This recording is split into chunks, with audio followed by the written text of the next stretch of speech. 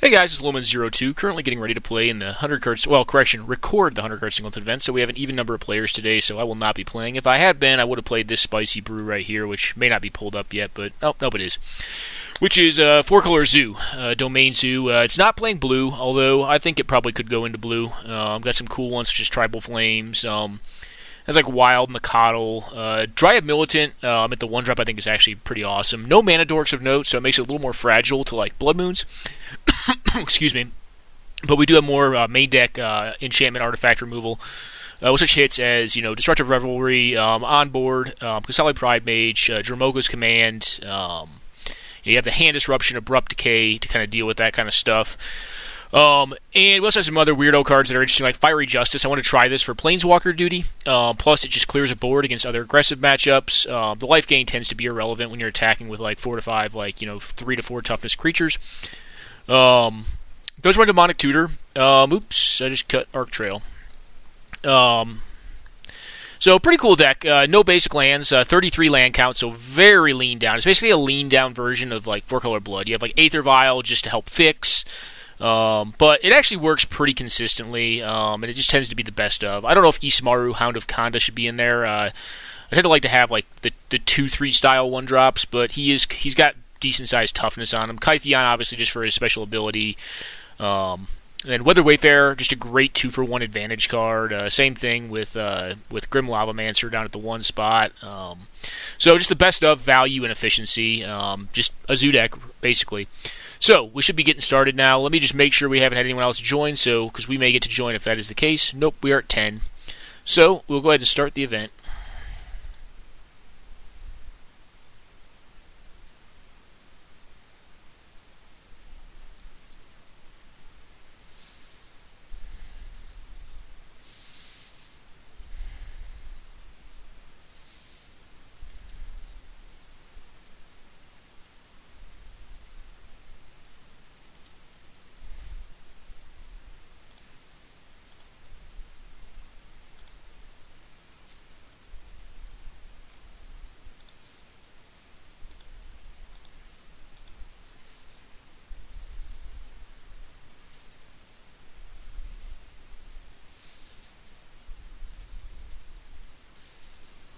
I don't think Davia had a deck registered, did he? No, he did. Okay, cool.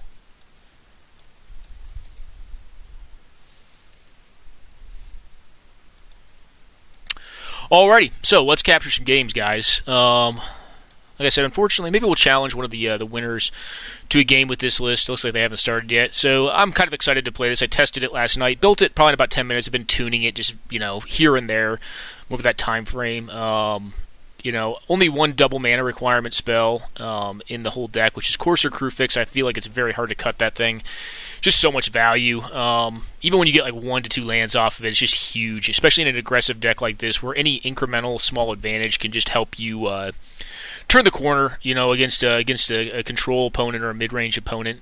So I think the deck looks like a lot of fun. It's got a really cool sideboard. Almeri's Call is an interesting one on the sideboard. I actually put it in there because there's certain matchups where like you just need to have Gaddock Teeg, or you just need to have Scavenging Ooze, or maybe Containment Priest, whatever.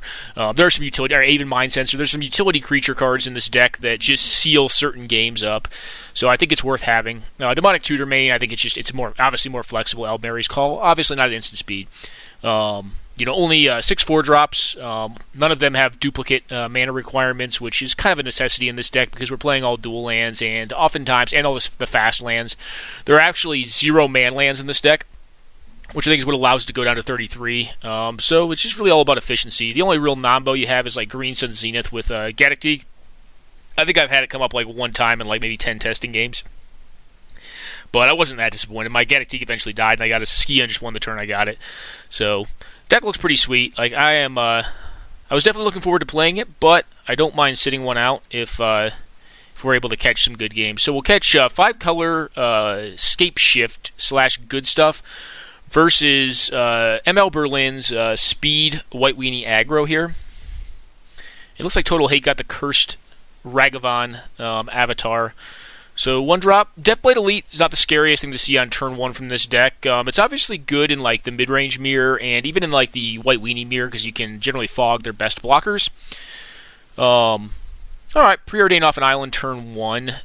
Probably looking for mana fixing. The 5-color deck, he runs a lot of basics, but the 5-color decks tend to have issues making sure they have the right mana for the spells they keep in their opener. That's why I tend to think like 5-color control I think is a thing. I think it's challenging, and I think it can just kill itself sometimes.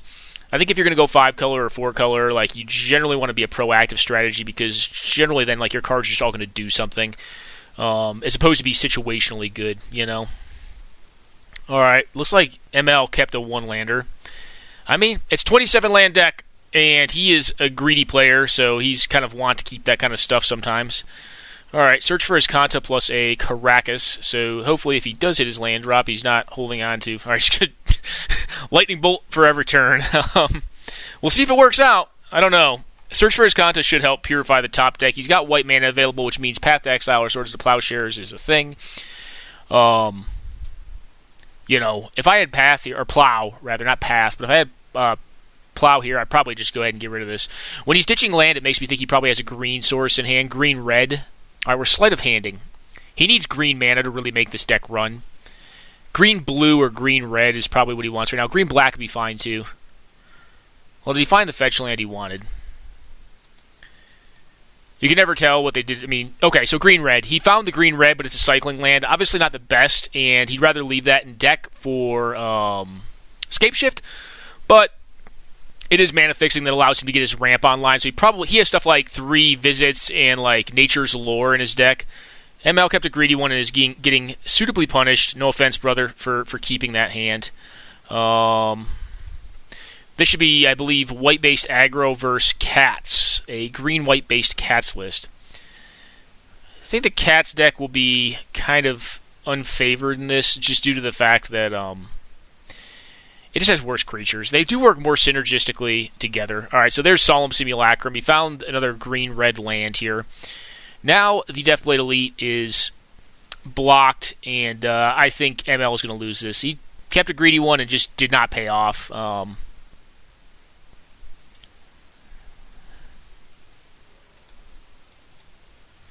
Alright, well, we found a second land, finally.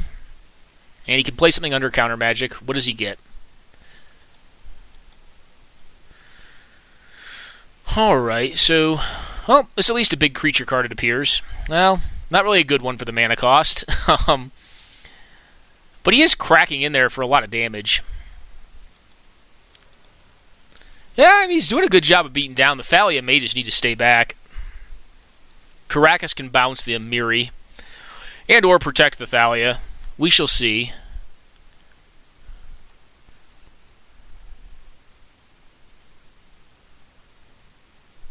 Looks like he's just going to cast a creature card out. Okay, a Sigiled Paladin.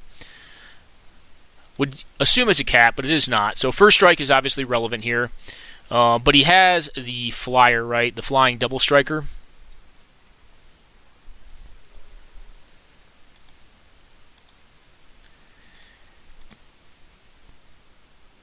Leela Paris decks tend to be more budget. Alright, this is Reanimator, or UB control, combo control versus Red Deck Wins. This one should be interesting too. I think if the Red Deck Wins gets off to a good start, it's a very advantaged matchup.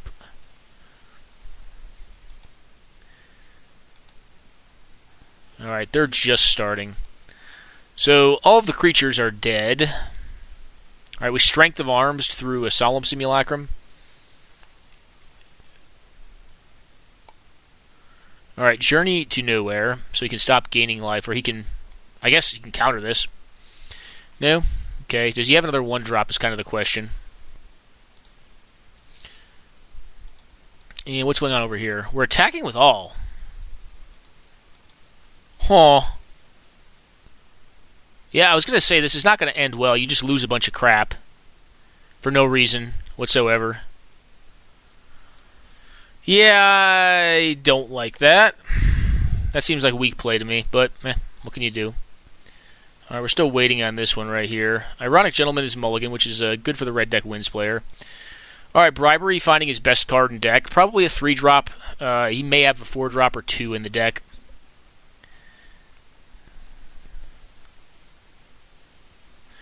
But search for his content online, open board, feels good for the 4 or the 5 color good stuff deck.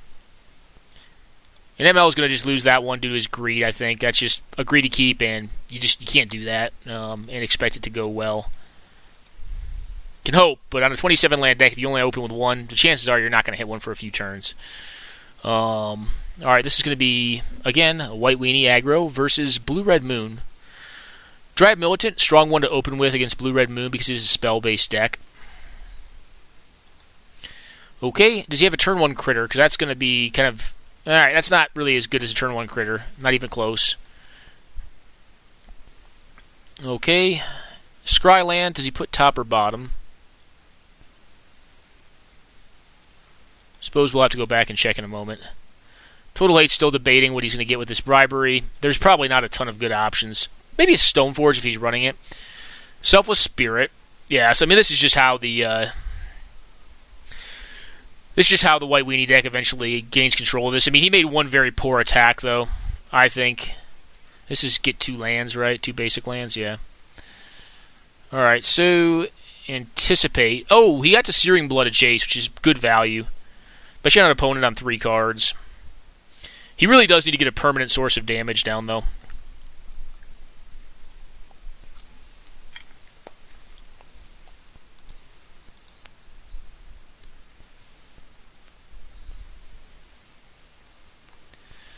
Alright, well, 3 power on board, plus a Dust Bowl, but Blue-Red Moon shouldn't care too much about the Dust Bowl. Arc Trail will be good here. That makes sense to me to get rid of that thing now. If he has an equipment, he could turn this around with Skyhunter. Skyhunter is obviously a beating if you can put an equipment on it.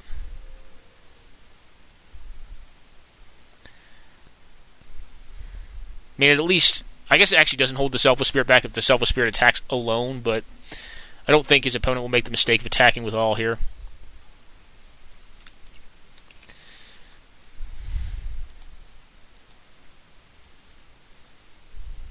Alright. Golden Lyn appears to have drawn for the turn. Alright, yeah, Brima is a good 3-drop. Obviously, Karakas is not a combo with it. This looks like a Shriekmaw? No. Okay, just Vraska. Similar concept, though. Blow up the Council's Lieutenant, I would assume. And or the Journey. The Journey could be right, but I think you just blow up Council's Lieutenant here. Yeah. And then just start doming him for some damage here. I mean, you got the board advantage. You can cast pretty much everything in your deck. You'll probably win. Alright, Sparksmith deals with this at least decently well, and you generally don't want to block Goblin Arsonists.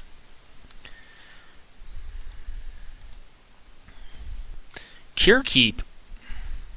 Alright, Champion of Wits will at least allow him to filter a bit, and it gives him a good blocker for the Thraben Inspector, which is something I probably would snap block.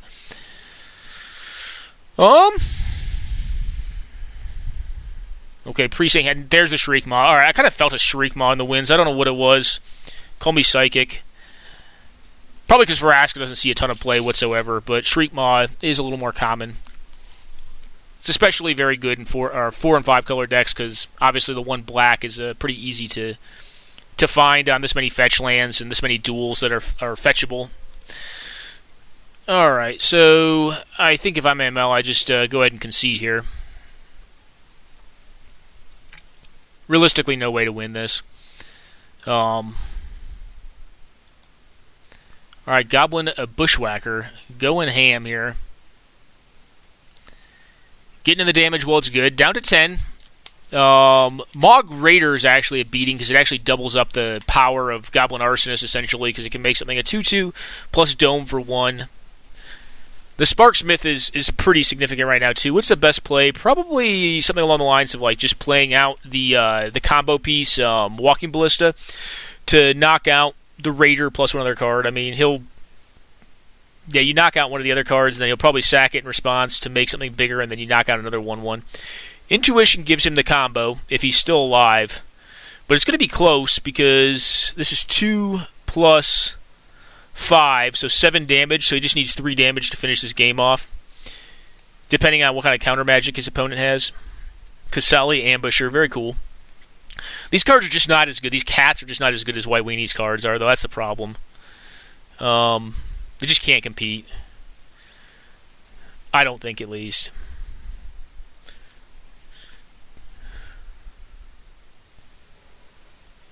But you could send in the Sky Hunter.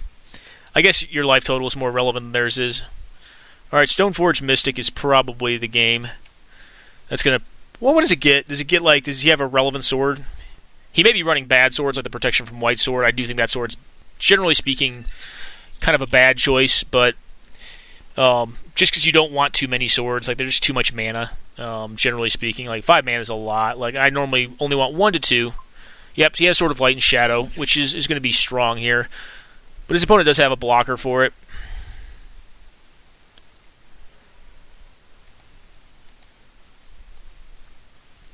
Well, that's a lot of non-basic lands in a blue-red moon deck.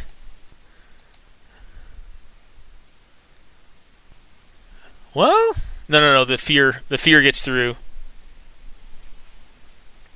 All he needs to do is attack with the Shriek Maw. Everything else is just kind of interesting. All right, Total Hate gets that first game. Let's go see if our final game is oh, not this.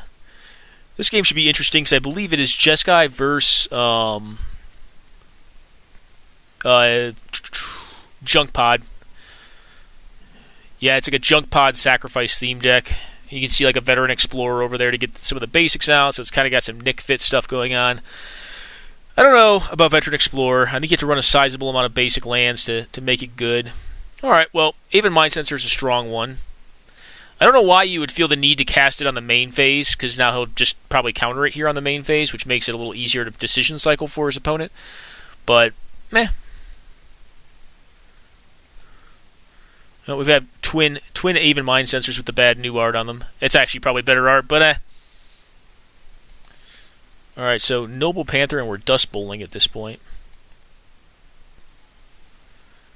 Huh.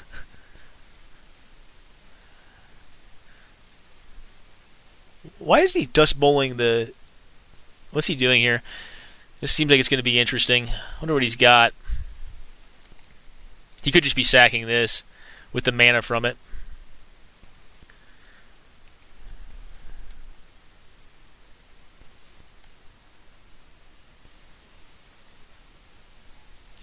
Yeah, I mean, he could even activate the Stirring Wildwood to do some blocking action here. The life gain is not going to be irrelevant, though.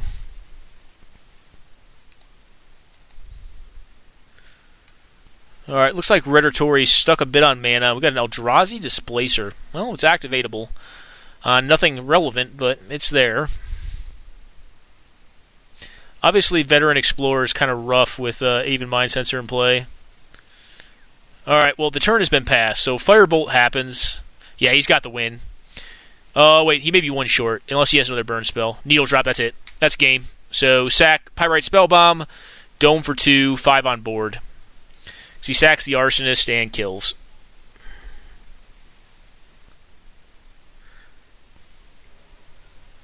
Didn't see the Intuition pile. I can go up here and look at it. My guess would be the last one is the Buried Alive. Yeah, he didn't go for the win here.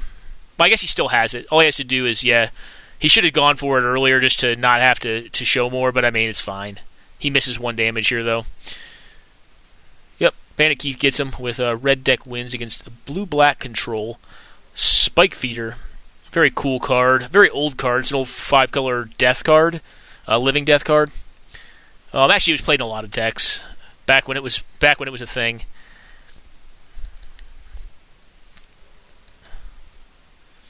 Alrighty, so a mind-controlled Aven Mind Sensor. Seems halfway decent. I mean, Mind Sensor is kind of a problematic card when it's on the opposing side, especially if you're like a tutor-style deck. I could see how you could have like a Mystical Tutor and need to get some more action. Alright, and we're going to Fiend Hunter the Aven Mind Sensor, which is actually really smart because it drops off, it actually takes away the 2-for-1 advantage of Mind Control. Although I'm not a big fan of those kind of cards. Looks like Redder is kind of languishing here.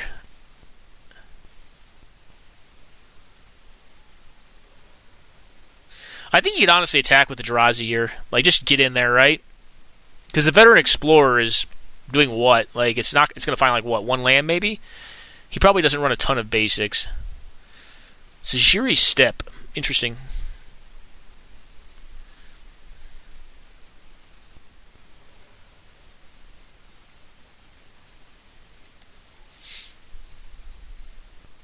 Alright, Eternal Witness.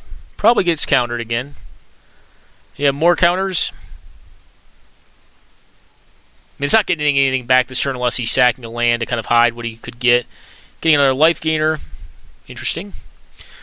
Okay, well, it looks like ML's off to a slightly better start, although I don't really like playing Crusade this early. I'd rather develop my my creature base before I play Crusade out. How would Modern Goblin Storm even draw deep into the deck?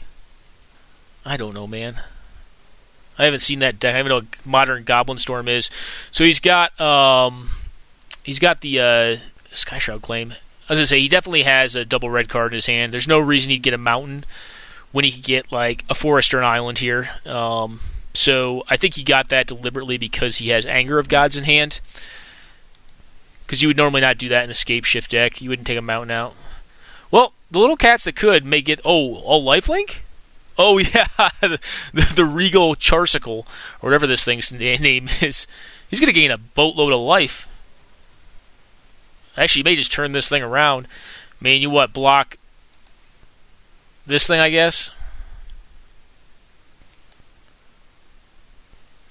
I don't know why you wouldn't block the biggest... Yeah, you wouldn't block this thing, but I think you just block the biggest power there, not toughness.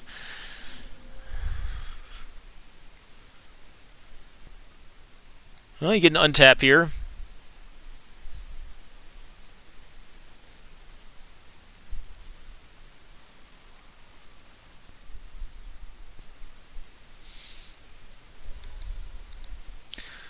Alright, so we got to the Pestermite, which could mean he has the the twin combo or Kiki Jiki combo. Yeah, Booze gets him. That kind of felt like it was going that way. Missed out on some lands and then just kind of fell behind. And obviously, Jeskai Charm for 4 is not bad. Having a painless Char, albeit 3 separate mana types, is not horrible. Okie doke.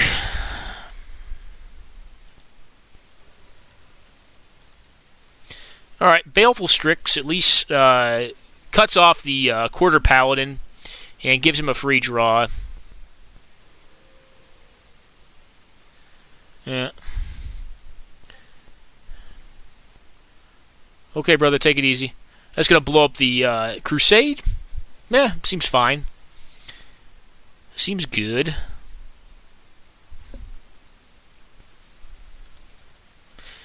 Yep, there's the combo, and that's game. So, it kind of felt like he may have drawn into it. He was probably keeping this thing in hand just to safeguard it from removal, which is a sensible play. Until he would have to because of the clock, or because of a possible clock. And it looks like Golden Lyn did not have a decent clock this game. He's got a 1-3 and a 1-2 in play.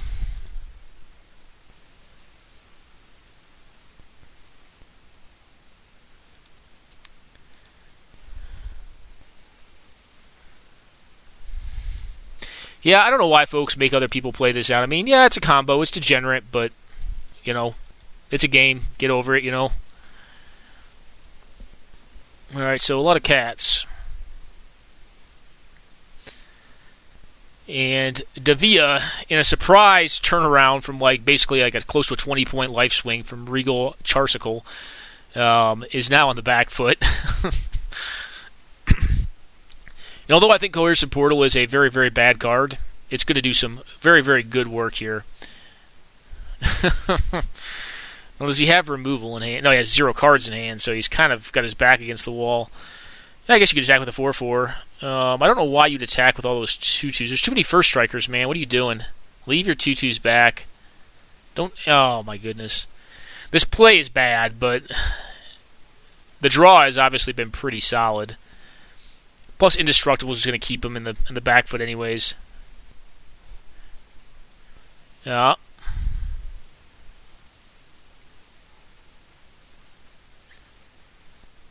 Okie doke. Well, he'll just give this thing first strike, and it'll kill the non-first striker first, right? If he taps his 1, which he should.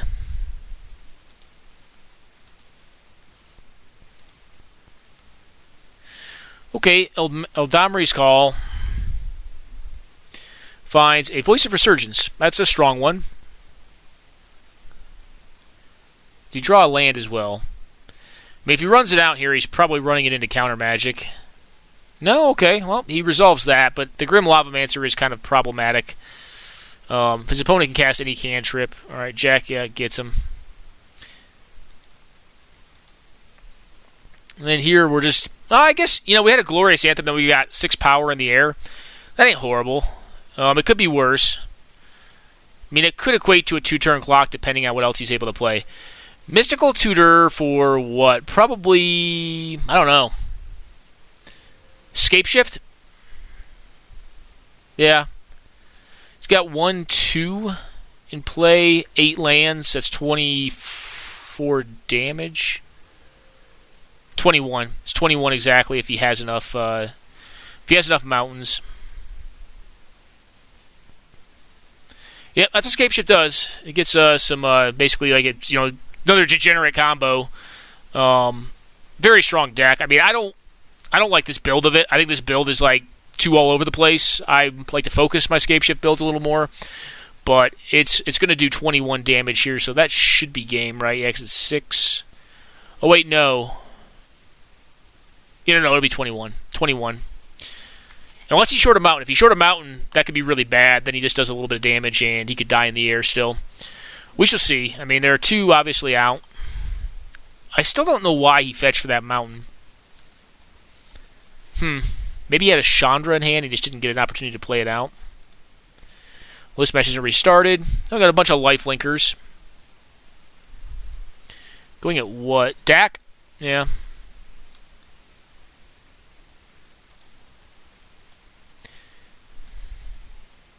And that's enough.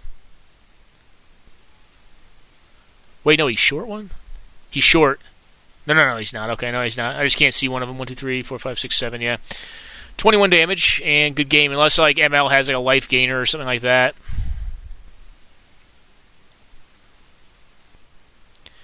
He could Swords to Plowshares one of his own things to stay alive.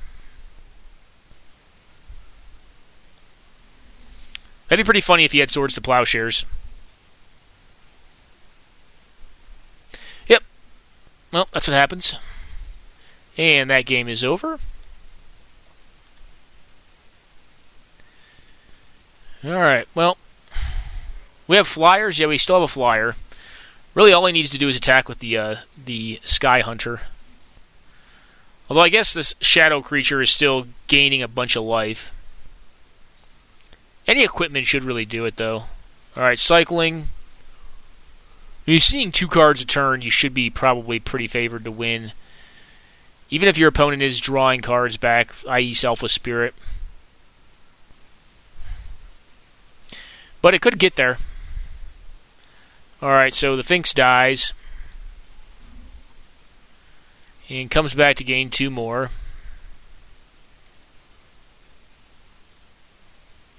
Thrun? Thrun's good.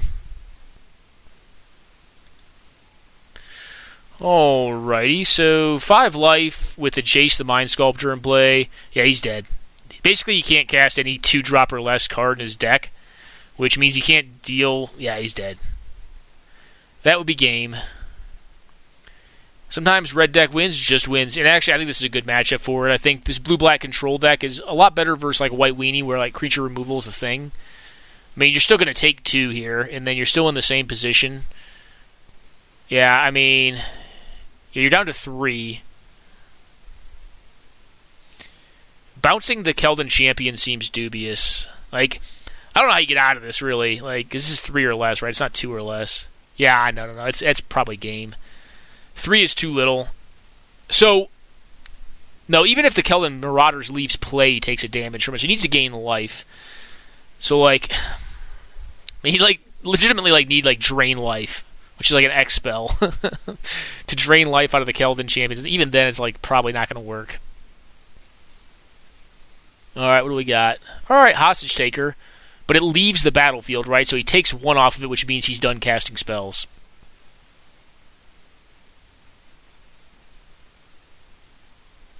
And any burn spell off the top cannot be countered at this point. Yeah. I mean, you can play it out, but it doesn't really do anything. And there you go. I mean, you can counter it, but you're still dead.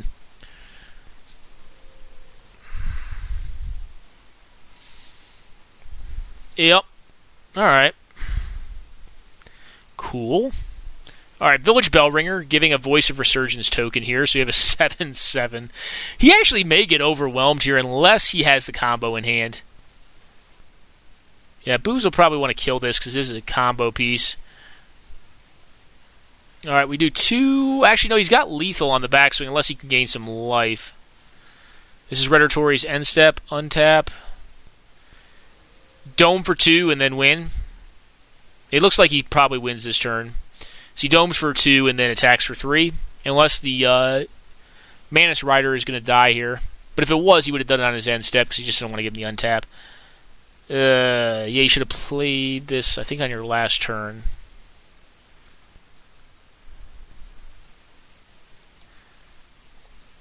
Yeah. Okay, well, it looks like he gets to stay alive unless his opponent has burn and the 4 cards that he has in his hand. 18 life is probably too much to get out of this, though.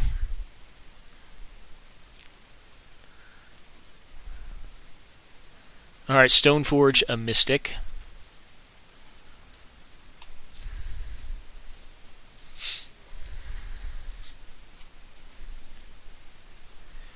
For a Sword of Fire and Ice, which is going to be enough in the air. So now he has to basically break through this board position. I don't know how he does it at 4 life or 5 life. Siege Rhino, does that keep him alive up to 8, 2, 2? No, that doesn't do it. Well, he could get the combo online. The combo is a thing.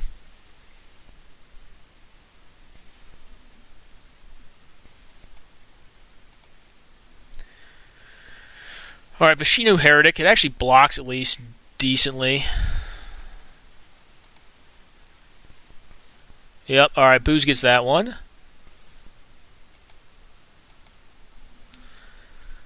This is still in game 1, I want to say. Oh, what are we going to see here? Does he have a way to deal with artifacts? Like, Casale Pride Mage should be like MVP. Just blow up that stupid sword and, like, go to town. Start a wail on him, I guess.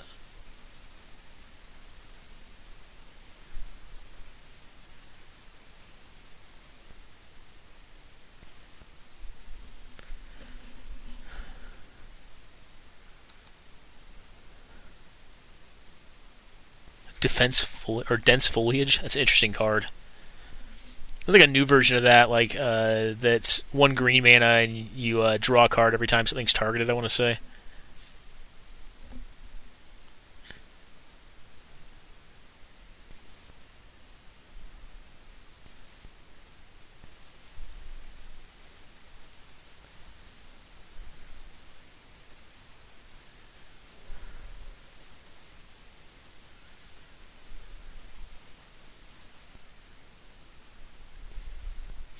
I mean, he just pops the silly...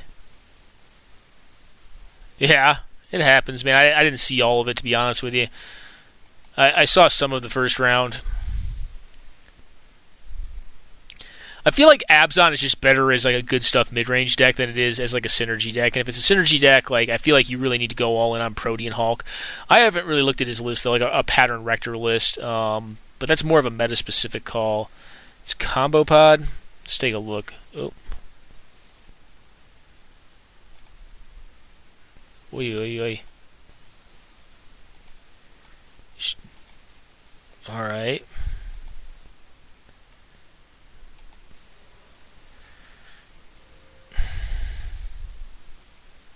It is a Protean Hulk deck. Is it a Pattern Rector deck? No Academy Rector. Does it have a Patterns of Rebirth? Like, I don't know why it would if it doesn't have that. No, I think you need to go more all in on like the Sandra Bullock deck, if you will. The full Pattern Rector deck. So Layla Pari has gone to a very high life total, but is going to lose this game. I guess his drawing to a turn has not worked out, but he's playing some stinkers like Dense Foliage. So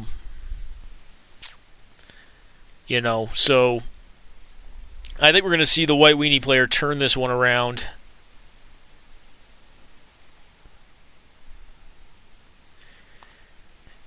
And probably get back the Selfless Spirit.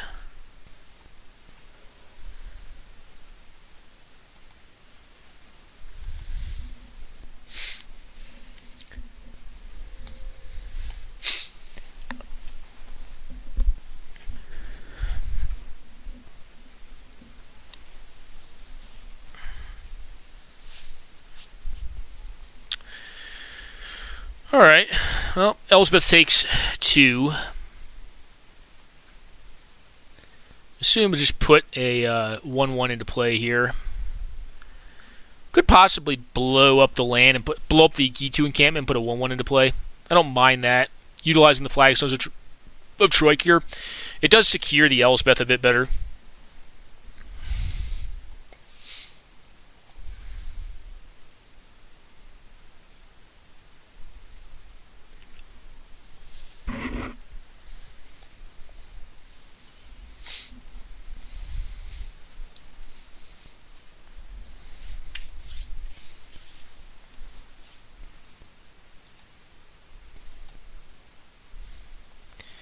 Well, something big. Like a Dramoka? I don't know with this deck. This deck has a lot of weirdo cards in it. I think this deck is playing weirdo cards just to play weirdo cards.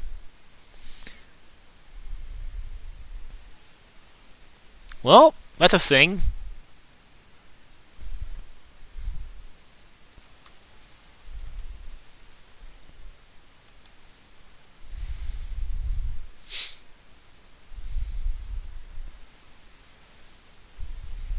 Probably equip it.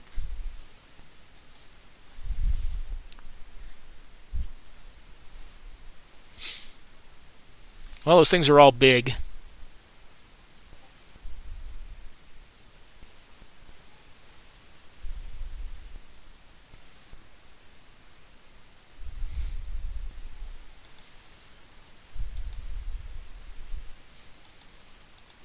I don't know if Ironic punted. I didn't watch enough of the game to tell, but it looked like the natural strategy of Red Deck Wins is just superior to Reanimator's general draw, especially like a non-all-in Reanimator deck that's got 2 and 3 mana counter spells. Turn 1 Jackal Pup. What does the deck really do against it?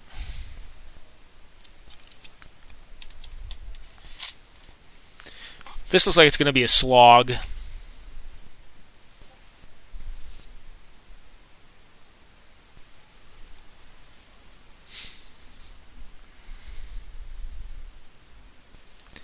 Yep, probably get in there with the copter.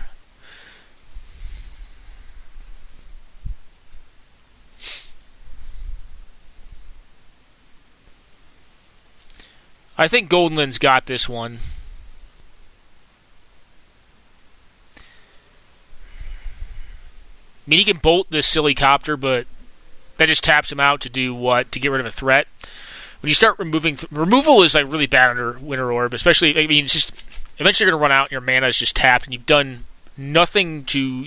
I guess you've impacted the board, but not in a way that's proactive whatsoever. So what are we going to see here? We're going to cast something out. A Dak of Faden. Stealing what? The Smuggler's Copter? That's not bad.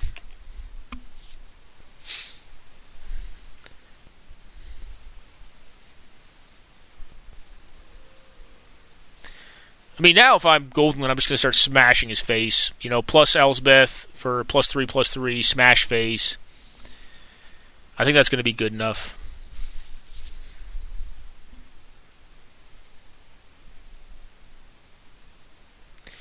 Dak Faden is not a card I'm a fan of in this format. I think it's very meta-specific. Yeah, it allows you to dig. I don't mind it like certain Grixis Reanimator lists where it's like discard ability is actually relevant. But just 3 mana to dig is kind of nominal, and typically speaking, if the other deck you're playing is proactive, like protecting it is kind of negligible. So it's just like basically a more expensive. It's basically like a 3 mana Faithless Looting plus Fog is what I would call it. A lot of times, I have found it to be that way. So, well, this game may go to time. We shall see. Starts slamming. Nope, he did steal the copter. Not going to plus with the Elsbeth. Interesting. I think that's wrong.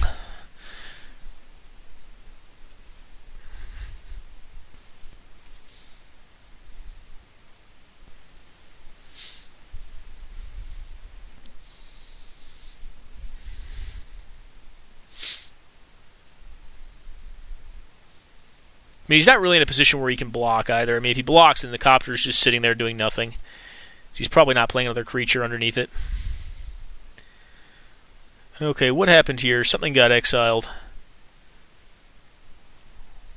Where did his cat go? His big cat? I'm so confused.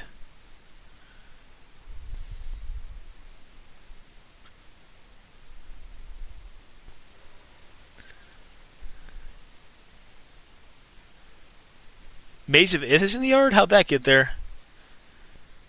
Maybe this game's having issues, because Maze of Ith would actually be amazing right now. Yeah, this thing gives equips instant speed, which is mildly interesting. Yep, they all get indestructible. Cool.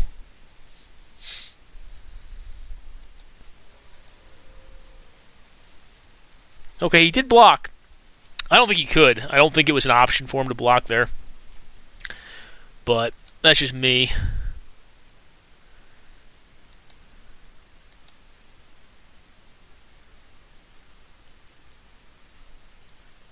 Alright, you probably go to the next game. Or at least you start F6ing relatively rapidly.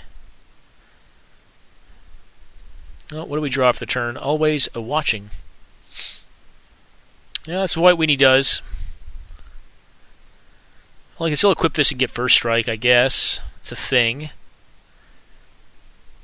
Could kill this turn, too. Is this a death blow? It's very close. I mean, this is a 7-power attacker. Although, with only... No, I'm sorry. It's a 5-power attacker.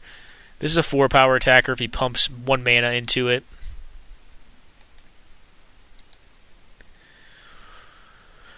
Oh, yeah, I think you probably just turn them all sideways. You say, hey, let's do this. Let's crank.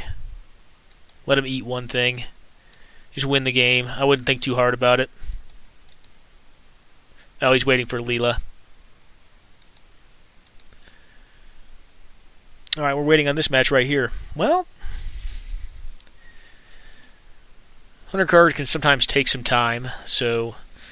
Jack Schlegel's only got 6 minutes and 37 seconds left to finish this match, and hopefully he can do it. I mean, if he gets the combo kill, he probably can, but... Well, Leela Paris is going to play this one out to the bitter end, as it were. What does that functionally do? Well, probably not much. You block what? The Expedition Envoy. Equip up the Leonin, what is this thing called? Sakari or something like that? Shikari. Can block the Stoneforge Mystic. I wonder why he's just going slow like this. I think you could just start snap attacking and like just smashing the life out of him. And it's probably going to be better for you. Alright, he's got a flash creature of some sort. Or a trick. I don't know. I do not know.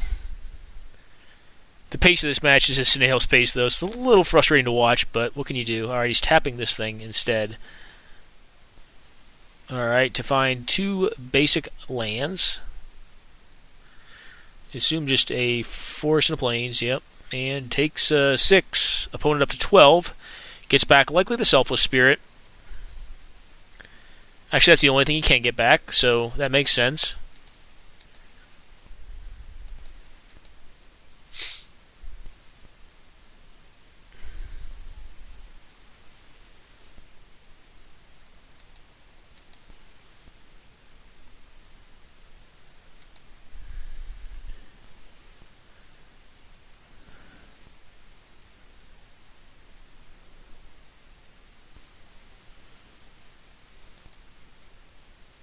Oh, he's talking about entombing to get Gristlebrand.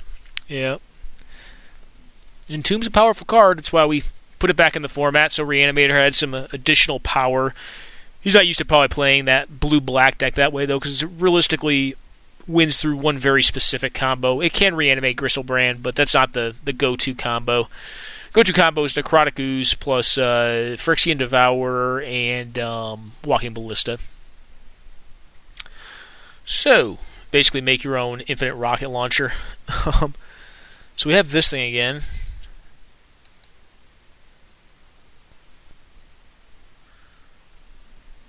And I think Leela's going to time out here. Well, this appears to have restarted.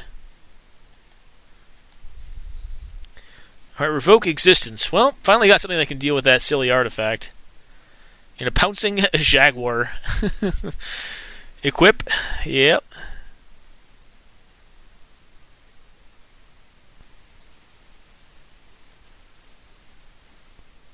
I mean, you might as well attack with the Shikari, because if he wants to pop the Selfless Spirit to kill the Shikari, I think you're happy with that, because you want to be able to start getting good attacks in next turn with the Rockshot Golden Cub.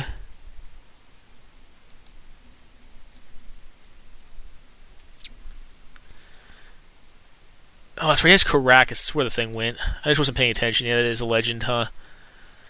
Well, he'd probably just smash face. I mean, if he'd been smashing face like the last 2 turns, I think he would have won this game by now. Maybe I was looking at it all wrong, but I don't think I was. And I think you're fine losing 1 to 2 permanents to kind of put him on the back foot here and just win the game.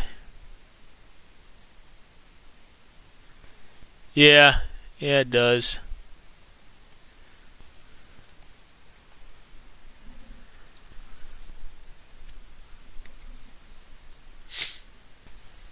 It appears to definitely have a net issue, or he's just playing really, really slow.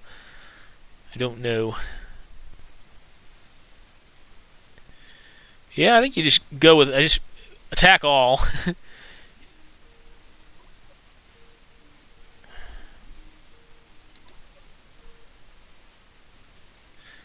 And... Huh.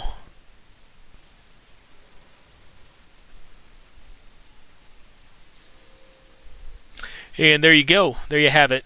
I think this is going to a game 2, guys, but I'm going to go ahead and go on a quick pause at the old lady calling me on Skype. So I'm going to go check out what's up with that, and I'll be right back. Alright, guys, we are back, and looks like he got a fast turn 1 Delver, which could allow him on a very limited time frame to get a tempo win here. I don't know how likely that is, but it's certainly a thing. And let me turn down this a bit. The Sin Prodder follow-up is pretty strong, so Golden appears to be stuck on 1 land, and he's facing down a very sizable clock and a card draw engine and or damage engine, which is not going to be bad. I got a Loam Lion turn 1. I'm playing that in my 4-color Zoo deck, just because it's so efficient. I mean, like, the card's not great. It's Curd Ape, but it's actually not bad either.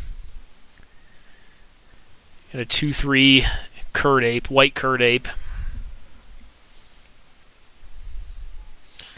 And Leonin Elder. Whenever an artifact enters the battlefield under your control, you may gain a life. The card's bad, but... The Sotari Monk. A non-blocker, which is relevant. Okay, I think you just go ahead and concede here.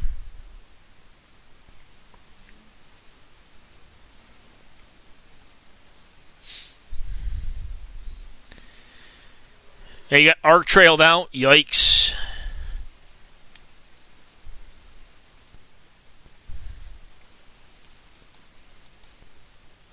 Yeah, I guess you give it to him. But this game looks over. I don't think Sin Prodder is extremely great in this deck. I actually don't care for Sin Prodder. It's just the 2 toughness is kind of relevant. And in an aggro control deck, you tend to want to be able to just have your threats be resilient to a lot of things like Bolt, Shock, whatever. You don't generally want to have to try to protect them as much. I mean, if you have to, you do, but you don't want to do it to a high amount. Looks like he's going to cast 1 more burn spell, and that's the game. Nope, just anticipate. Okay, I was going to say, like, is it Incinerate or something like that? We didn't see a win here. Okay, Banisher Priest is actually a bit better. What do we have under here? A 3-1. Okay. Well, he's trying to race him. Interesting. What's his next play? Must have something good. Oh, Brahmaz, a king of the cats.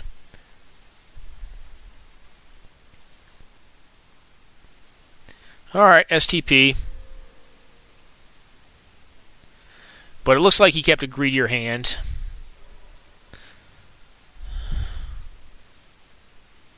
I don't think I like staying back there. I think you have to race. Yep. Yep, and good game. That one is over. Keljoran Outpost. Haven't seen that card in a long time. And yeah, it looks like... oh, that's an interesting synergy. Leon and Arbiter, probably not OP, but works pretty well against clue generation. Although it also does require that combo. To get the combo online, it requires your opponent generally to be drawing cards off of it. So probably not good, but entertaining at least. A synergy I have yet to see in this game. Matter of fact, I don't know if I've ever seen Leon and Elder. If the guy was a 2-1, he'd probably be more playable. Yeah. Yeah, you pack it in here. You're getting routed here. It's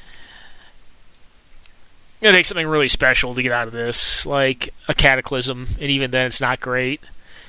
Although Cataclysm would be decent because you get back another creature card.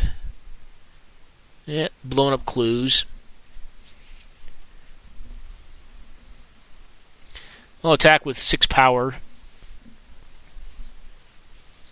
All leaving the Loam Lion back really does is holds off the Banisher Priest. I mean, at this point, he can obviously generate a 1/1 for 3 mana to block it as well. So that is a thing.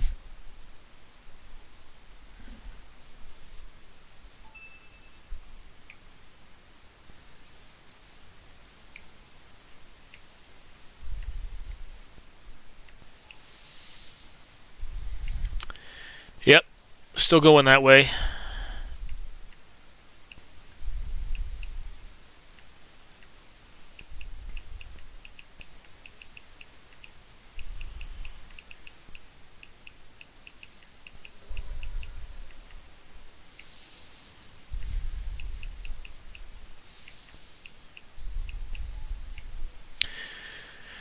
Alright, Knight of the Middlegrin. Yeah, I mean, this is just continuing to kind of go how you'd expect if one opponent gets mana screwed in the aggro matchup. So, I think I'm going to go ahead and cut this one here, go to another pause, and we'll see you guys again for round 2. Alright guys, here we have Abzan, Combo Pod, / like half Pattern Rector, Protean Rector, versus White Weenie. Alright, he stops the always watching. Interesting.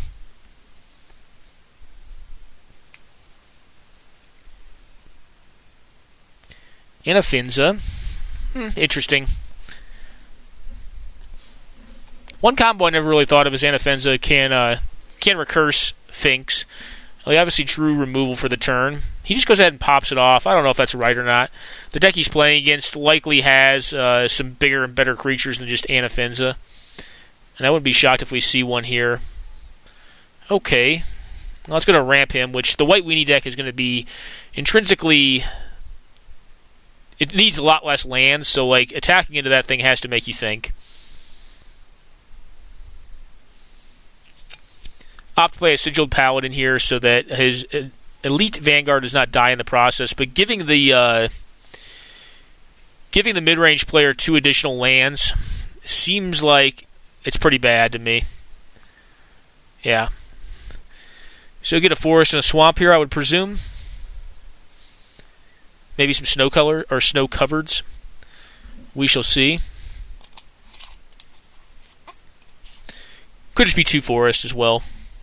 These decks tend to be base green or green X kind of style decks. They're generally not even distribution. Alright, so yeah, Plains Forest. Stoneforge Mystic. His opponent's drawing very well. So he'll get what? A sword here? Yep. His opponent drew Swords to Plowshares into Stoneforge. Well, free lands. Archangel of Thune's a big game, but it's not going to really get around the sword.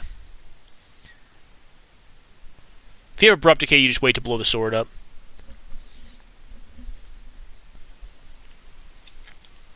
Dust Bowl could be irksome. That is actually a good card to have after Veteran Explorer, so I guess I misspoke. Or I think generally it's going to favor the mid-range deck, but Dust Bowl with after Veteran Explorer seems really good. Now, if he actually Abrupt Decays this sword, he still can't just eat this thing. Oh, do you have it? It appears no, he does not. Question becomes, why wouldn't you equip the Bone Splitter to that thing just to do a little more damage? I mean, to me it would make more sense. Or equip up the Elite Vanguard and attack with that as well. I don't mind trading Elite Vanguard for Courser of Krufix.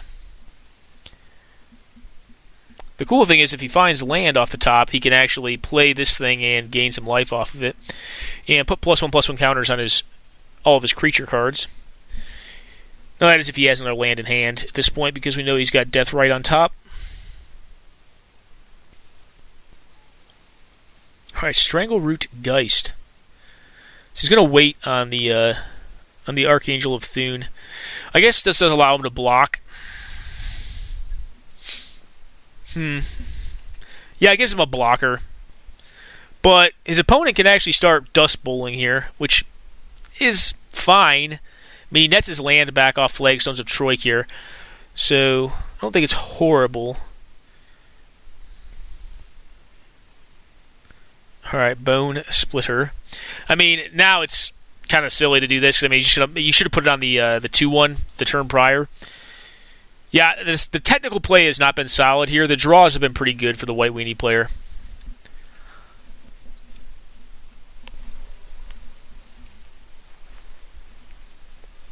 He gets his Undying Threat back, the Strangleroot Geist. Predatory kind of makes these interesting decks that I think tend to be kind of caught in between aggro and control, but like have some suboptimal. I'm not a fan of Strangleroot Geist. I think the card is like a green stompy deck, which is not a good deck, but it's a deck that could be played. That card's good on top. Here you just crank out your... Alright, he gets a Deathrite down. I think here you also crank out your Archangel of Thune. And actually, Deathrite's not bad because it does allow him to get rid of creature threats that die and go to the yard.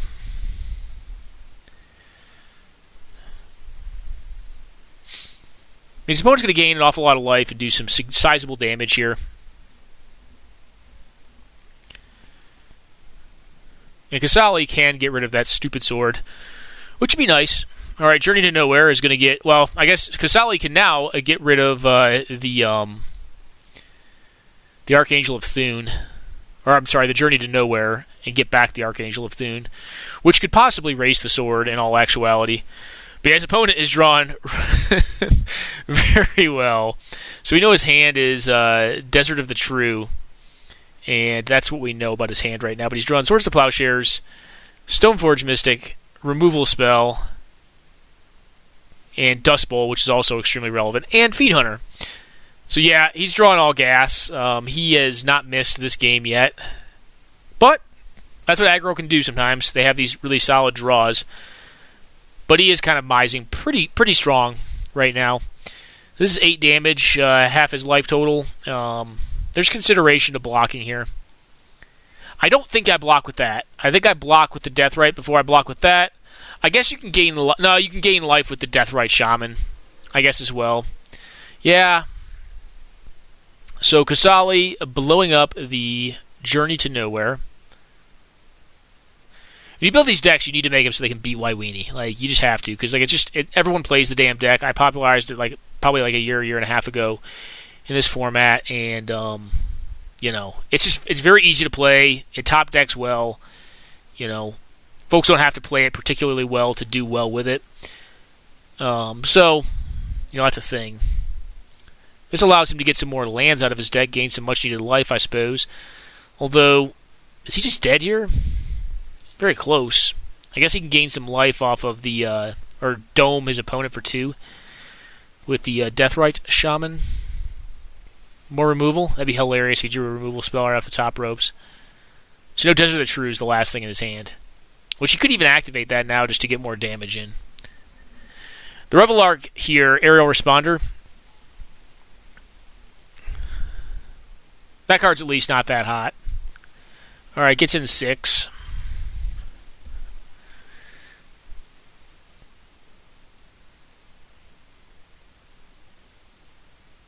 I mean, he really needs to get that Kasali Pride Mage done. I think that was probably a misplay.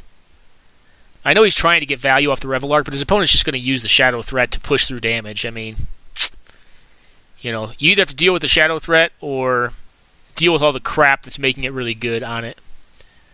And if you can't, well, you're going to lose. There's certainly no race to be had here. Just too much life gain on the other side. Well, what have we got?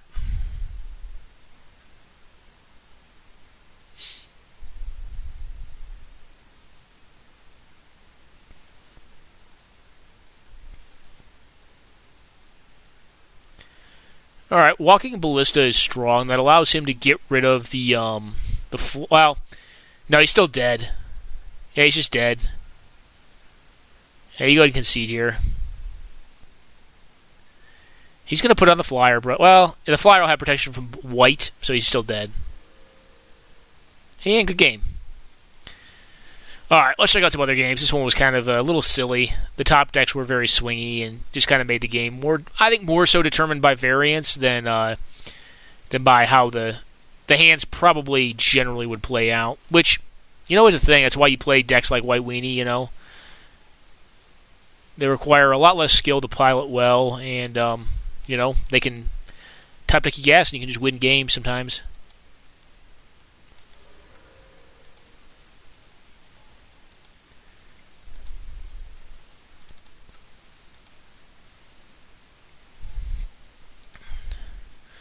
I don't feel like watching Cats. That deck is kind of interesting, but a little bit too Flame Burst, a little bit too fringe.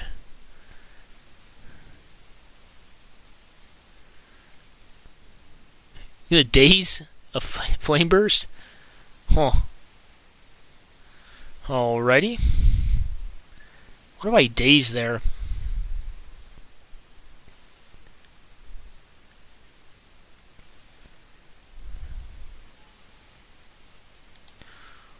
You know, the Deceiver Exarch over here as well.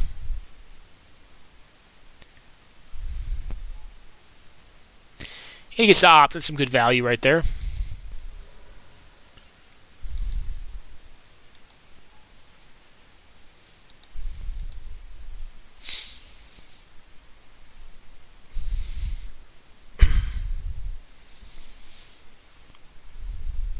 Alright, always watching. That's probably good in the mirror.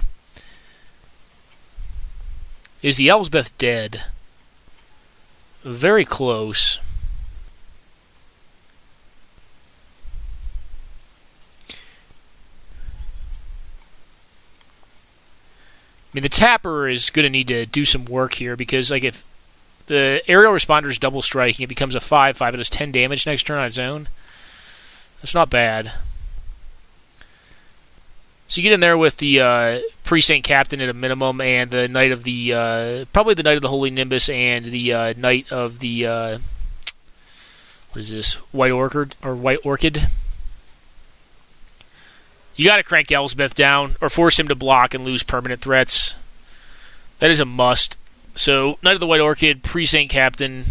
I mean, yeah, he can double block some of your stuff and you're going to lose it, but just attacking with one is not right here. You got to force the trades. All the first strikers should get in there. I mean, if he blocks the Silver Blade, he's losing it.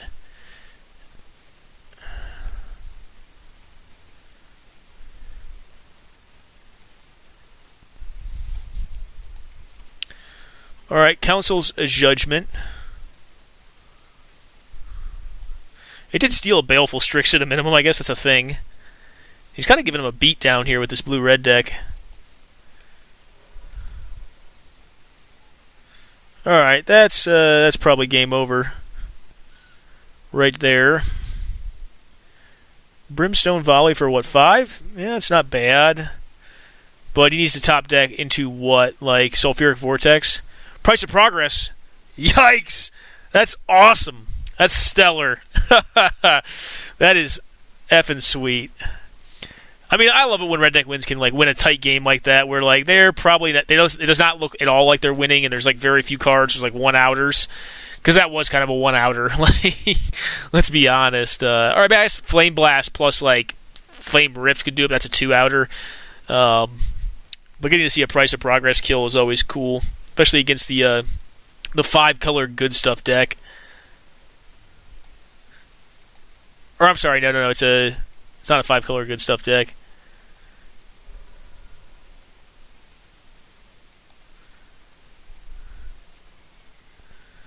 Okay, well, it looks like, yeah, he kept a greedy one. Oh, goodness. Well, yeah, that'll do it.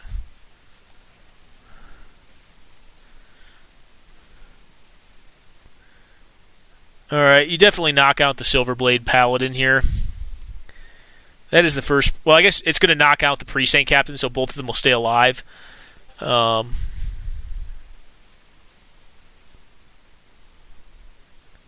at a minimum, the Elspeth is down.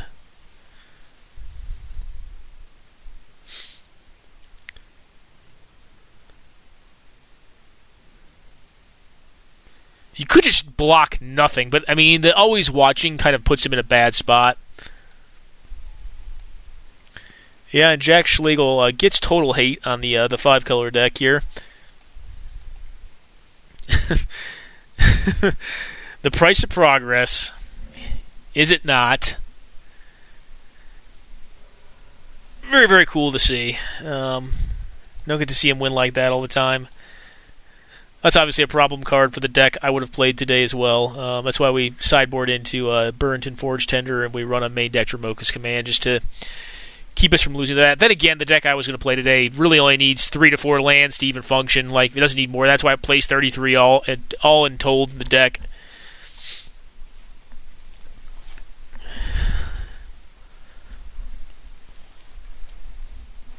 Alright, so cats versus birds. I think generally cats should win that. I'm not playing a game here. Where is the game going on? Here. Okay. Okay, Leonin Relic Warder. Oh boy. So we ended up trading off the Silverblade Paladin. Interesting. I think that's going to significantly decrease the clock. And if ML, who has more cards in hand, has a way to remove the Leonin Relic Warder at instant speed, he can definitely have some blowout plays here. The Gold Meadow Harrier is going to be probably one of the more relevant cards on the board because it's able to stop the life gain swing from Arrow Responder and just generally stop any irksome threats.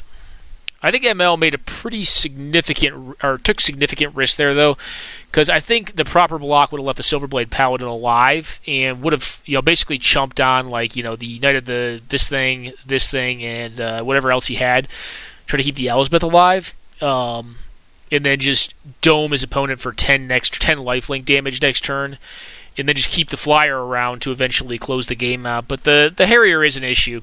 I don't know if 4th land is anything relevant here. Mirror Crusader, I mean, not extremely relevant, but not horrible either. So only one first striker in play. You probably attack with your first striker and your flank knight. I think the flank knight can get in there as well. Alright, we're going to trade. Shadow can block Shadow. Rarely comes up those cards ever block each other, but it does happen from time to time.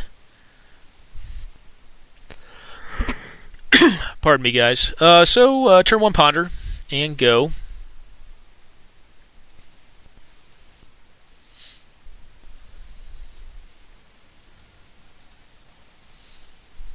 Soul Manipulation. This is going to get counter. He's going to return something. Returns Baleful Strix. That's good value. That's extremely good value. It's a 3-for-1, basically. And we're putting a storage counter.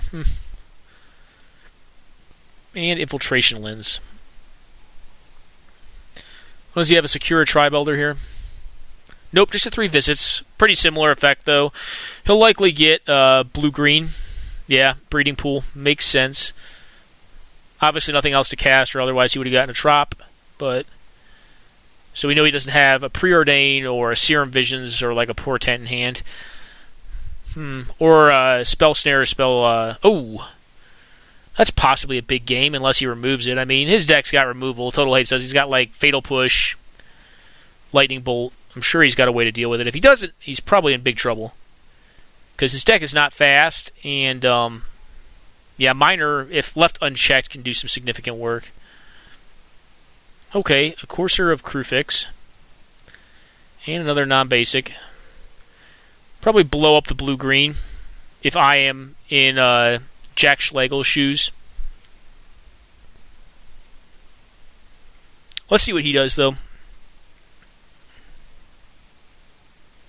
I think blue-green's right here. The green mana is very relevant in this deck. Blue being second as far as important colors. Let's see what he does here. I think, Breeding Pool is right. No, he gets the red mana. I guess he wants to play around Lightning Bolt. But if his opponent had it, he would have played it. And the cool thing about not blowing up the red land is it forces him to play more red lands, because if he does draw a spell that needs red, then he's going to want to have it. So I think that was wrong. I think Breeding Pool was the right call there. Well, his opponent have a way to shuffle. Well, he's got a Thragtusk coming up.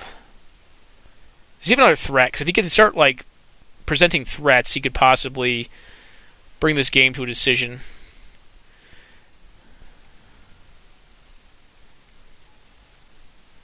Alright, Finks. Well, you can start putting a clock on his opponent.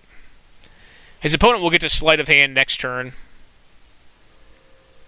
What he really needs right now is a Flame Slash just to stop the Courser value.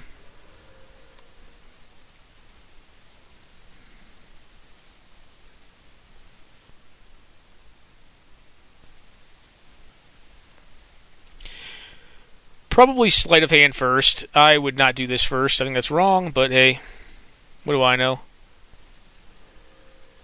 Yeah, I mean, he's going to continue to get clocked. And now Solemn Simulacrum is going to happen. This is the problem with miners. You really do have to use them right. You can't just, They're tricky cards, I think.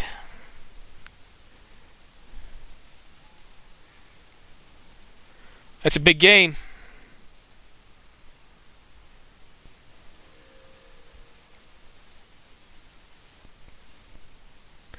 Yeah, these white mirror matches, just in my opinion, become, generally speaking, just kind of silly.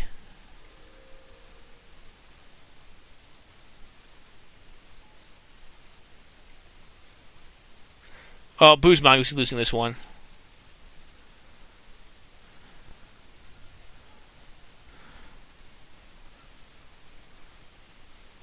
What does he find? A dig through time?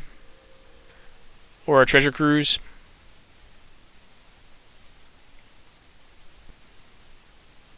Yeah, Treasure Cruise.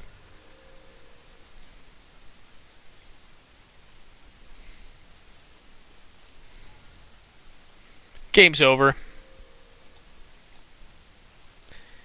No ounce to that.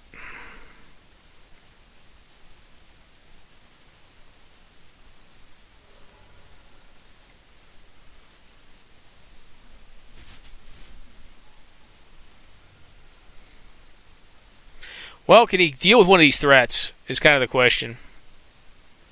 His opponent still has more lands despite having blown up 2 at this point.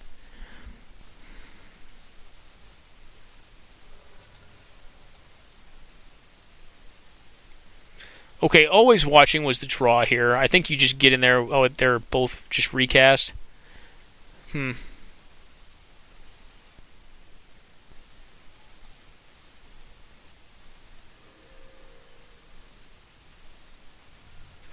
What is game? Probably pack it in there. There's no cards to get you out of that.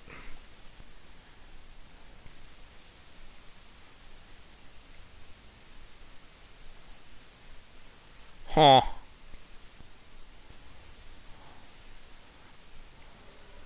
We got to chase the Mind Sculptor coming, which is assuredly another land. Even have a Treachery, which can steal the Blast Miner and start blowing up his lands, which is kind of funny.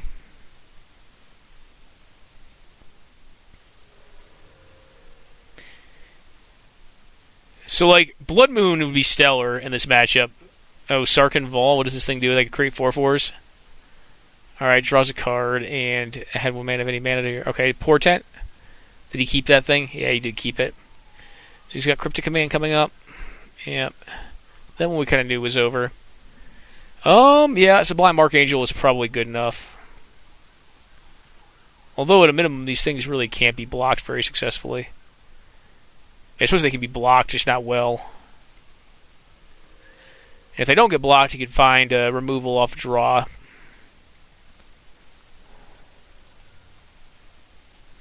Sarkin Vol is a weird card, in my opinion, in this matchup. To bring in, because I think it's a sideboard card. Is there anywhere not catching right now? No.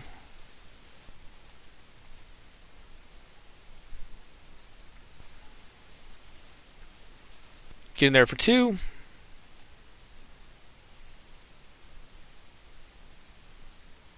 Well, there's not much you can draw here yet. I'm going to say, I think that's over.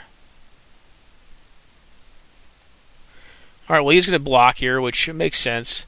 Although it does reduce the capabilities of the Sublime Archangel. Well, does he have removal for? If he had removal, he probably would have removed it for the last card. Yeah, you probably just dump your mana into this thing. Though, if he plays 1 to 2 creatures, you're very close to dead. At this point, he cannot kill, though, with the Sublime Archangel. Unless he has, like, a pump spell of some sort. This thing's not a legend, right? No, it's not. Well, he left 1 mana up. Does that mean he has, like, the Path to Exile?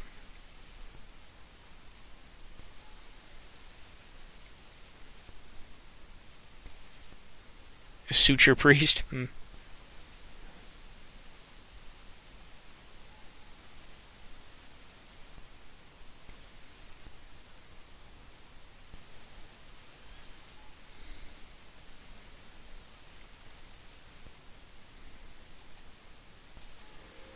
Alright, Goblins go.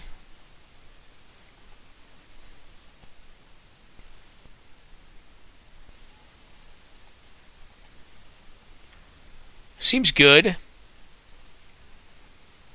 Certainly a good start against blue, white, red, unless he has like a Pyroclasm effect.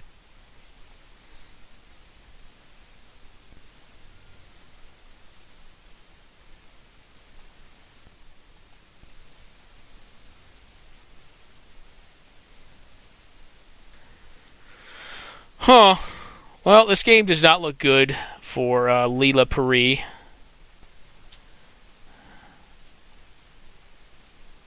Okay, yep, Goldenland gets him with the Exalted triggers.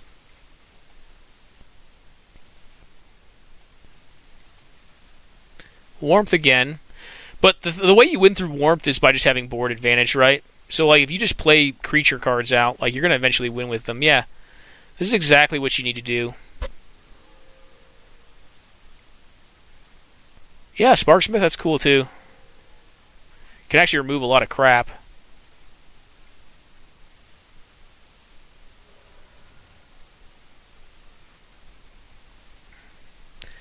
Yeah, you actually need to present a threat.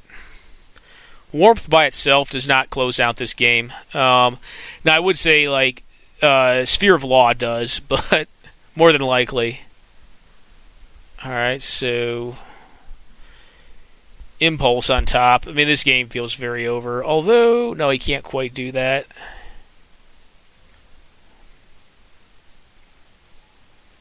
Alright, Jace Beleren. Mildly interesting. Well, he ideally wants to play 1 more creature out. Just to get it so that he can, yeah, I guess he's attack for 4, just so he can have the Goblin Cohort attacking.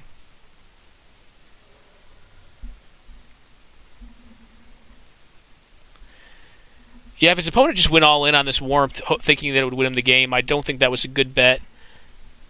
It's just not proactive enough. I mean, it may, but it's really going to be something else that helps him lock it up here. Is a threat?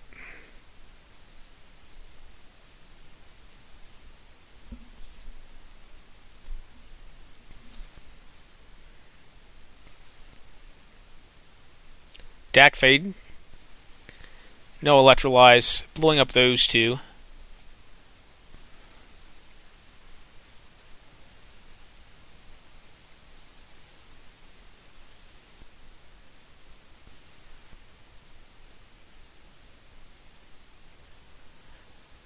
Or Sulfuric Vortex would be a huge time beating here.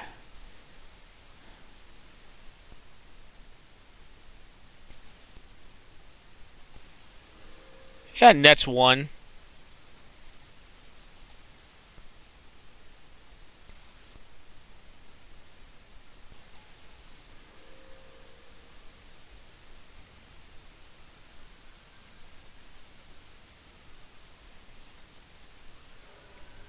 Down to 6. Well.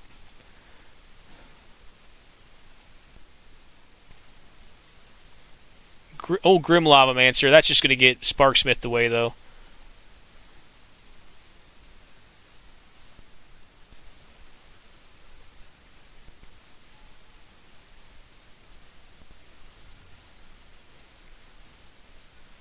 Ooh, that's a big game right there, guys. They may have to get countered, actually. Yeah, that's a big game. So that's 3 damage. Back down to 5. But he's got a lethal attack next turn, I want to say. It's very close. Alright, Complicate Cycled. Or is it a bounce spell of some sort? No, Deceiver Exarch.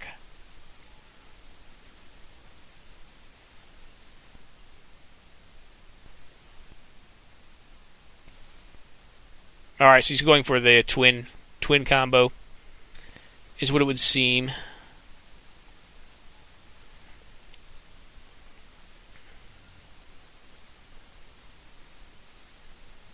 I mean, if he blocks the cohort,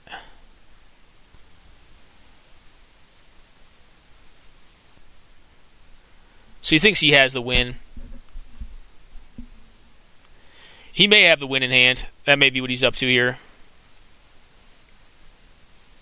Yep, makes sense to sack that to make this thing bigger.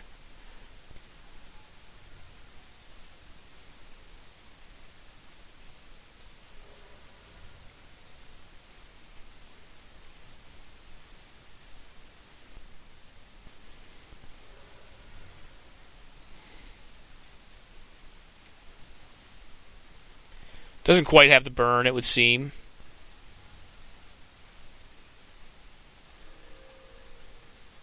Alright, ML has sizable advantage here.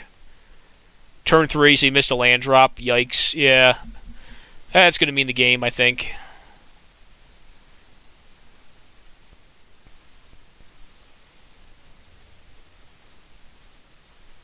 Alright, well, he doesn't have it.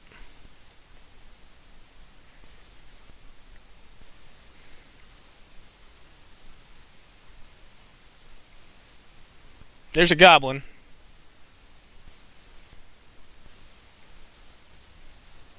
Counterspell.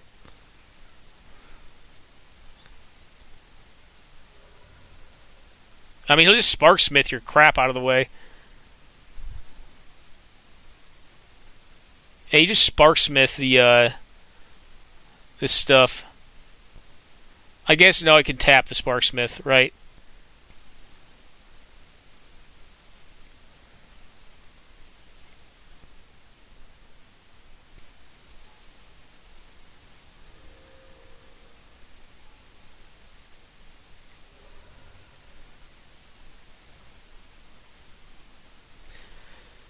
So of note, I don't think it's likely that he does have Splinter Twin or Kiki Jiki, because he would have obviously tried to go for it, I think.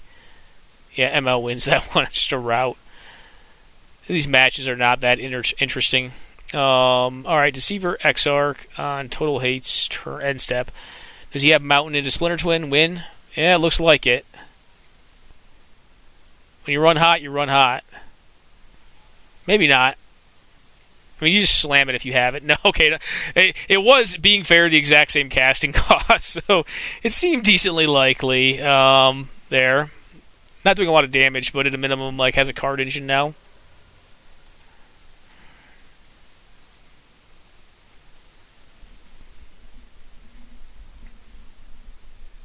Well, you probably just start cranking out these. You leave up Sparksmith, then end step it on his turn to remove the cards that he can Kiki Jiki or Splinter Twin. You got to be careful on this, though. You've got enough life that the True Name Nemesis is not a sizable enough clock, and you kind of just got to wait till your ounce here. And if he gets greedy and starts attacking with the True Name, you can probably just kill him out of nowhere, and or just draw into a Price of Progress and wait for him to tap down on something. Yeah, it's tough. Definitely tough with Warmth. All right, we have Batter Skull.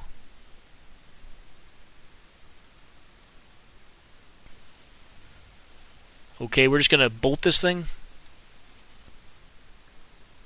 Oh, we're going to bolt it, then Chandra it down.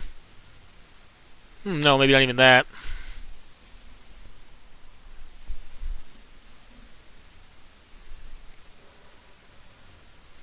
Did he use Chandra that turn? Activate Chandra's ability. Cast Lightning Bolt. Okay, that's what must have been what he got. Alrighty.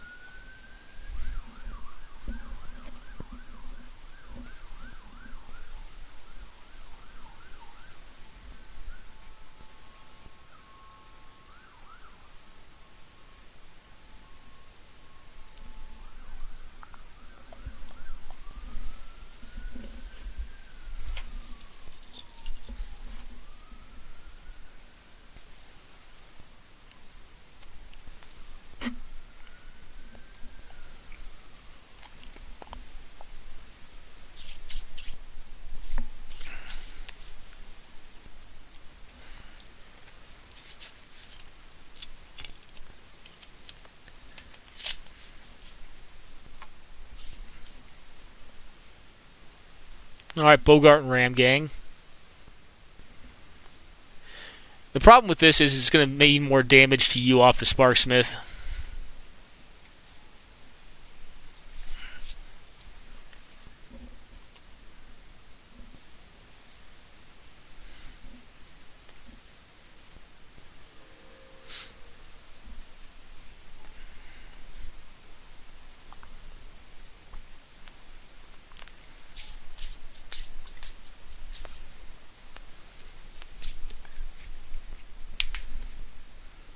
Yeah, that was the wrong. It was wrong to play that. It was better just to sit back on the Fire Slinger and not gain him arbitrary amounts of life.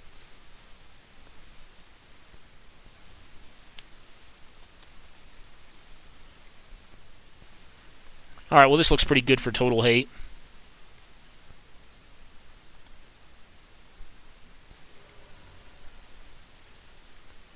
Yeah, he definitely wanted to Sparksmith there. I guess you can knock out the Deceiver Exarch, yeah.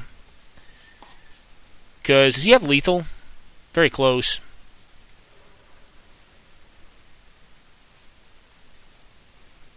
I don't think you cast the Ram Gang again. He's got a counter. I mean, like, he's going to counter this, like, 100% of the time.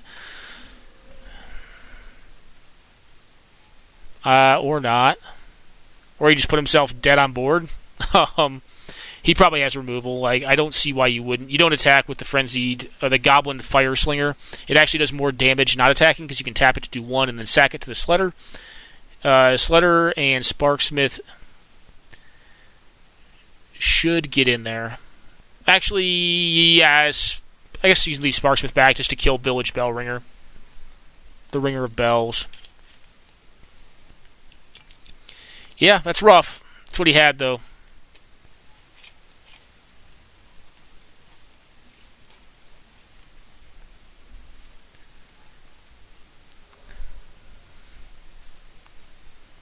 At a minimum, he's going to be forced in a position where he needs to choose some bad blocks. So you definitely Sparksmith away the Village Bell Ringer. Well, now you let it untap first. Sparksmith away the Restoration Angel. And then he'll likely block on the Bogart and Ram Gang. Yeah, this is looking yucky. All right, bring to light's the win. That is a escape shift, I assume. Maybe not. Yeah, escape shift could have won, I thought. Okay, well, whatever. I mean, the game's over regardless because Consecrated Sphinx and Goblin Dark Dwellers are on the board, and Consecrated Sphinx is going to draw a boatload of cards.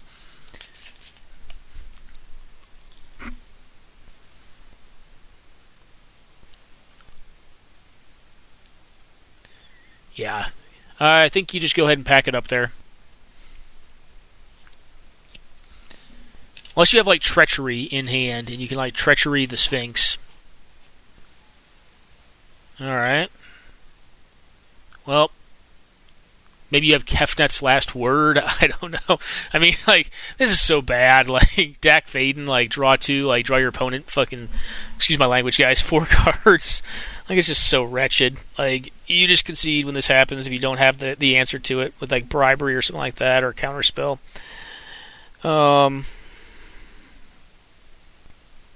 Kefnet's Last Word is a thing. Jace the Mind Sculptor, I mean, that's, I suppose, a start. That would allow him to get back the Council's Judgment, so that's, oh my goodness. He's going to let his opponent draw all the cards in his deck. I don't know what's going on here. Why would he let him block everything? You need to Sparksmith before. Yeah, you need to Sparksmith like one of these things and try to sack the rest to like get in the damage you need. But like, opponent's at 9 life. Yeah, the game's over.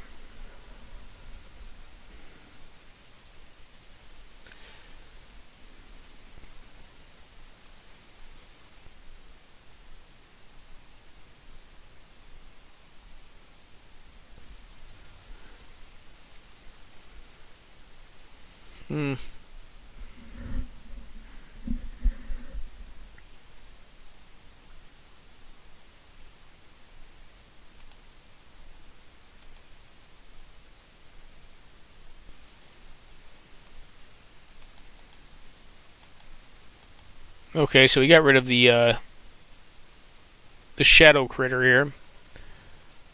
And no plays. Interesting. Yep.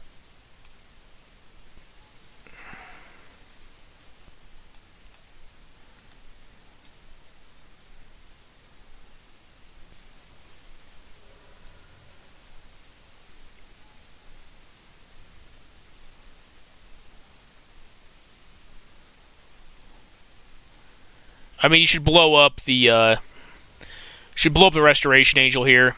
It's a must, yeah. Puts you at least to not dead, but you're probably dead.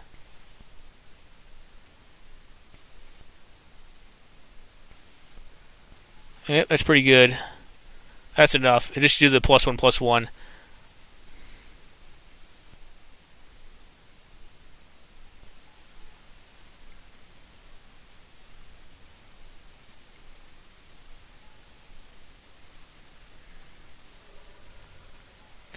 Yep.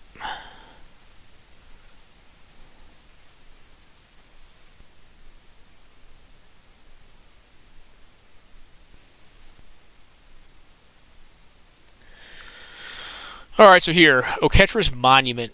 That's probably a beating. He's still taking 3 in the air, though, so it's not great either. Yeah, actually, I don't know. This is going to be a tight one. I mean, if ML is able to turn those 4 cards into a... Oh, no, the game's over. The Flyer is going to get size massive right now, so that's a thing. Now, if he makes a mistake and attacks with all, he can actually sack his Selfless Spirit in response and kill all of the threats on the ground. No, it looks like that's not going to happen.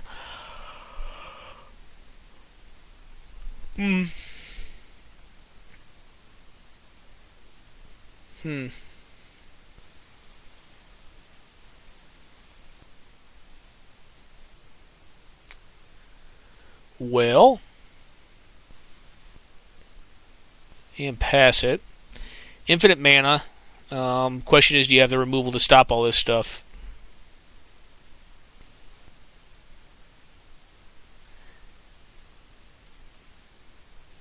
Alright, Journey to Nowhere.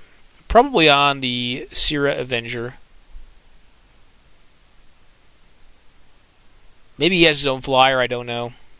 But the Sierra Avenger is a problem here with 9 life. I guess it's only a 3-turn clock. Could possibly draw out. Maybe he has his own. Oh, there we go. Okay, well, that card at least... I mean, actually, no, he can't really block with it, can he? It just holds down the ground. And the Sierra Avenger also has Vigilance, so it's not like he can attack into it, so at some point he'll have to block it. It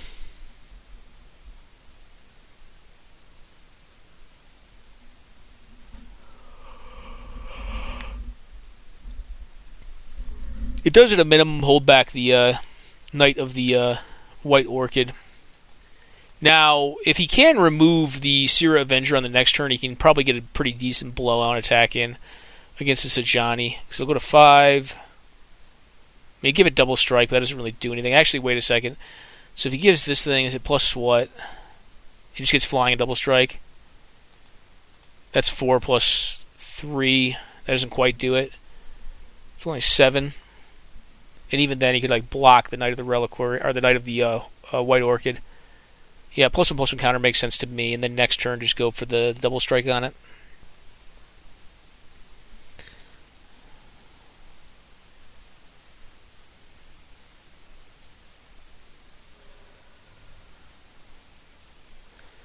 Well, does he ever move for the Sierra Avenger? If he does, I think he can threaten this Ajani pretty well, and probably get something going here. I think there's a decent chance he does, because he's kind of been high on mana, but not played a glut of playables out. Of, like, threats, rather. Alright, Bygone Bishop. Reduce Biocatcher's Monument. It's a minimal blocker. Alright, Brimaz.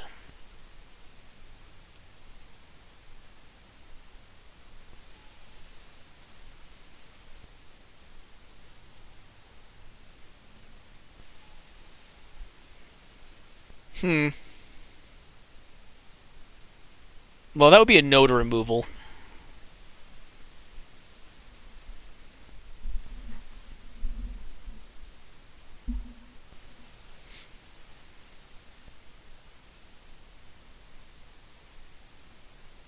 Huh.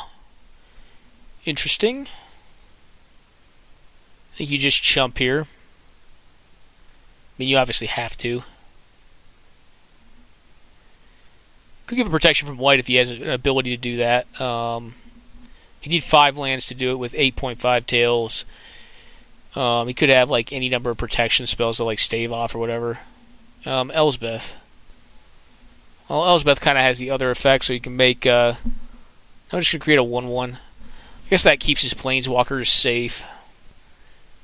I'm certain ML is kind of loathing having utilized the Council's Judgment to blow up a very lowly 2/1 Shadow threat, which I think was probably a bit premature, to be honest. Well, you just jump here.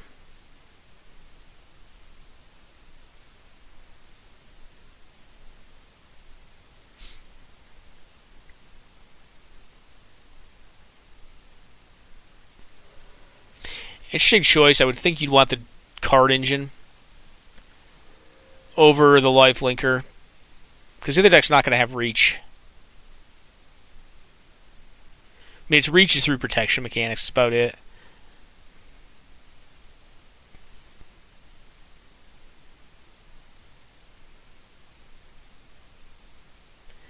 Four drop. Oh, it's no, just Glorious Anthem. As I say, for a second I was thinking maybe it's Palace Jailer. Should be a pretty big game. I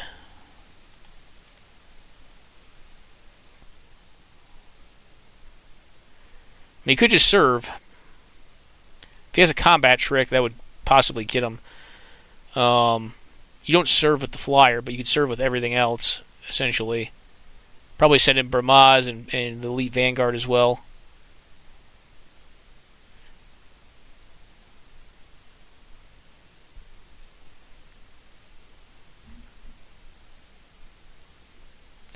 Alright, he's got a trick. He's got to.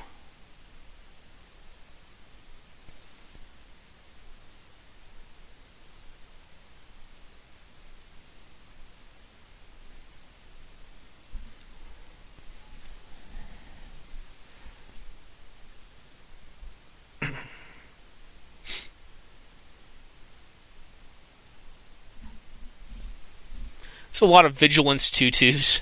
Cats and warriors. Alright, so that happens. Does he have the combat trick? That'd be pretty stellar here.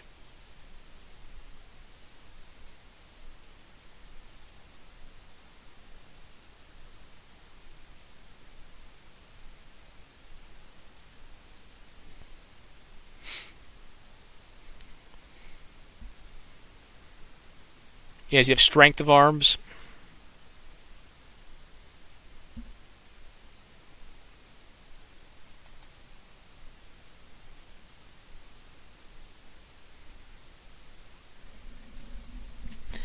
The Elite Vanguard's definitely lost its luster.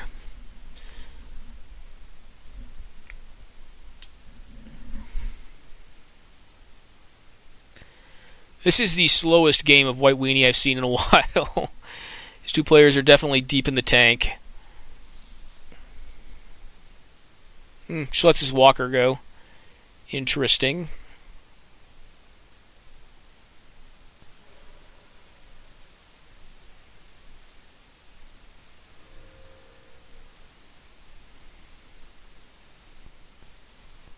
Nothing. Just go up to 8, though, at a minimum, which is not bad. Means that Elsbeth can't be plus to kill this turn.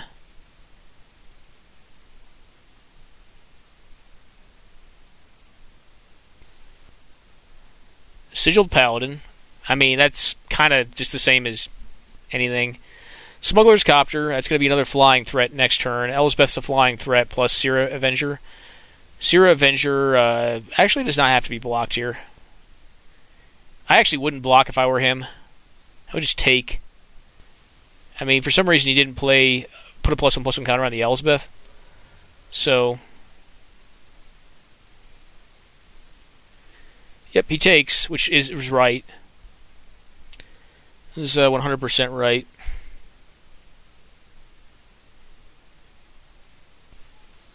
Creates another 1/1 to try to keep the Elsbeth around.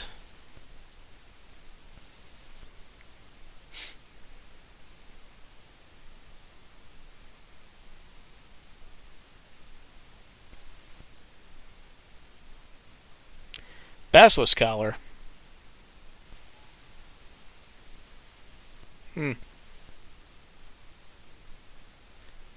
Guess you equip up the aerial responder and just slam into the Elsbeth, although the Smuggler's Copter is going to eat that thing. Yeah, no, he's dead, actually, if he does this. He's got to just hang out, right? No, Smuggler's Copter gets eaten by this.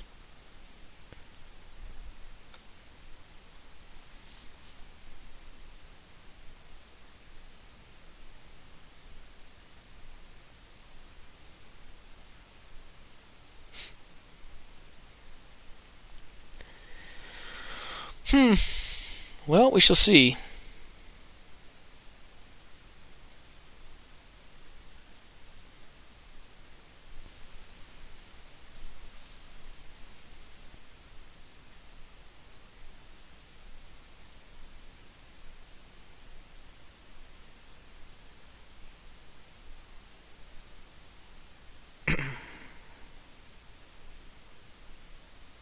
Yep.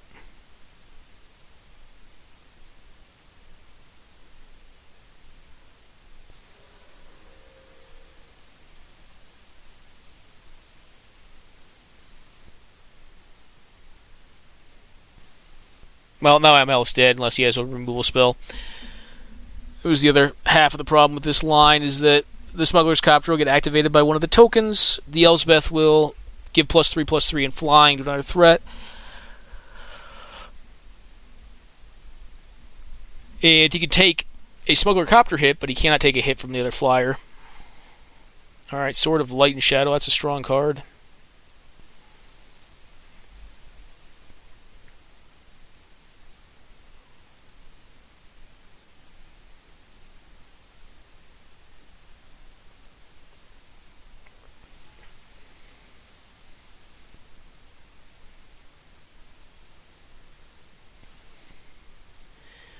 Crew up. Huh. Yeah, I don't understand why you wouldn't just go for the win here. I mean, like, if he has the answer, like, What are you in a worse position, really? Like, not really, no. No, not at all, actually.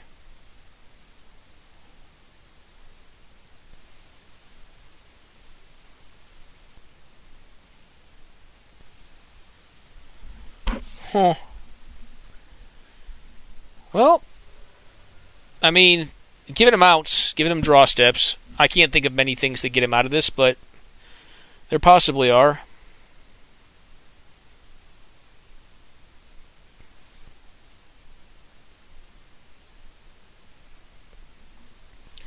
That doesn't hurt.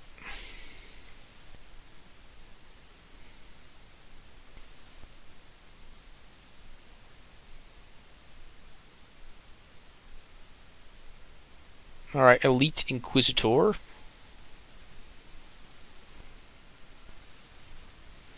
And now he just attacks the Smuggler's Copter and a Flyer off Elsbeth, but he hasn't been doing that, so maybe he could miss lethal again, I don't know. We shall see.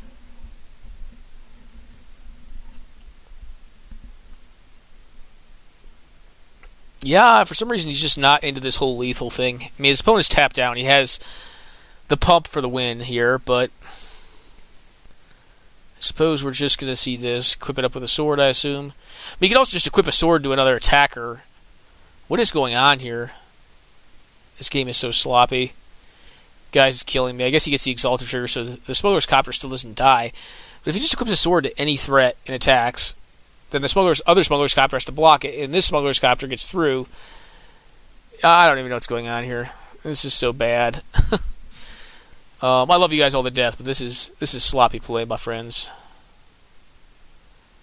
Yeah, actually, I forgot. Glorious Anthem is given +1/+1, so they do trade. And it allows ML to get closer to possibly an answer card, so we shall see.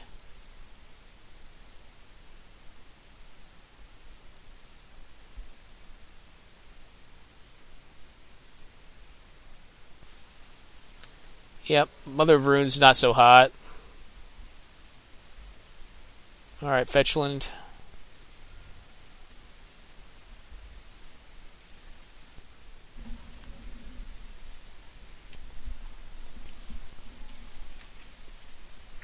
Alright, unblockable threat. Spectral Procession. Yep.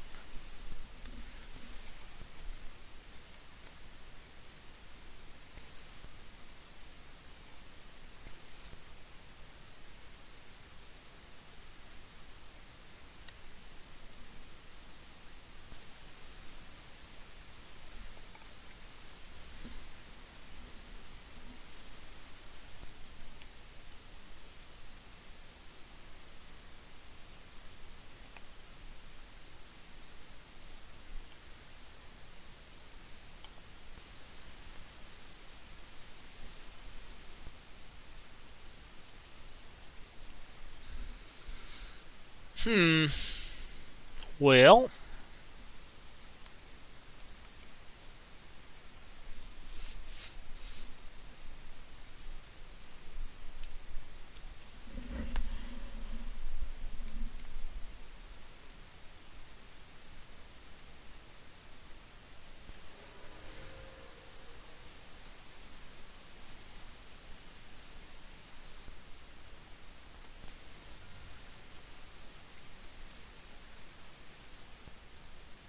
What have we got? Still Moon, a Cavalier. Well, seems as how you have no flyers. Your game is over, but I don't know. Maybe his opponent will miss it again. I don't know.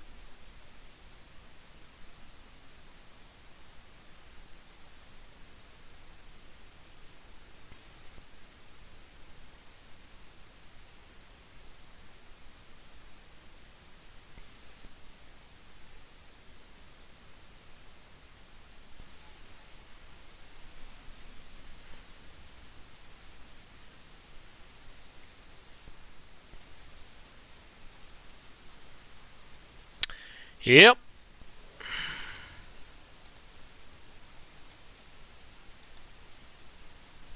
And guys, let's go ahead and do a reboot here on this thing, old Gatherling. Get the match results put in there.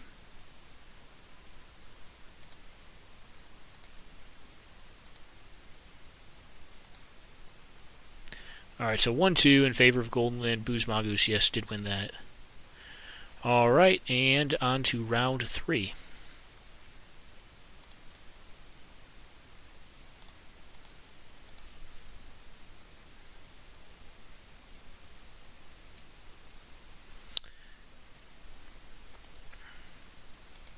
And what do we have? We have Total Hate versus White Weenie. Or, I'm sorry, versus Red Deck Wins. Total Hate must have gotten pared down. I thought he was undefeated so far. Undefeated, I believe. Yeah, he won his first 2. And it looks like he's pared down against Bandit Keith, which I think is actually not a bad matchup for Bandit Keith. Jack Schlegel versus Ironic Gentleman. I think that's 50-50. That's actually going to be a good game, I think. And then White Weenie versus Jess Guy. I think White Weenie's favored in that one. Alright. So we had a few players drop at this point, which means the door prize is open to fewer at this point. So who else is undefeated? Is it Booze right now? I think it is Booze. So we could still possibly have finals. If Booze Mongoose wins his game and Total Hate wins his game, then we will have a finals match. Ironic and Jack are both statistically impossible of winning it. So until the game start, guys, I'm going to take a quick pause and we'll be right back. Guys, back. Turn 1 fetch land. Pretty, inauspicious start, but not bad. Means fixing will be good for the Jeskai deck. And White Weenie, no turn 1 play. Generally not where you want to be, but we'll see why he kept it eventually. So he gets white-red, which means he probably has some sort of burn in his hand. Possibly, you know what I'm feeling right now? I'm feeling a Lightning Helix to back this play up. Yeah, because he would have gotten blue if he didn't have like a Helix, I think. Yeah, he's got some sort of burn. This is going to be pretty good. This is actually... yeah, it makes sense. Okay. Because I can see Wastelanding there as well. But yeah, getting rid of that lifelinker is probably smart. I think this will be a good game as well. Alright, missed the top-bottom decision. Jack obviously started. Lead on Swamp, Duress, Inquisition, Thoughtseize. Which one are we going to get here? Yep. Could just feel it in my bones. You can generally tell with these decks. If he leads on black, it means he is got a 2-mana counter spell possibly, but he definitely generally is going to have discard. If you have blue mana, you generally lead on it because you have more double blue spells and you do double black. Probably plays a him, but there's only one him. Alright, well, Stoneforge Mystic is a strong third turn play. Getting a Batter Skull.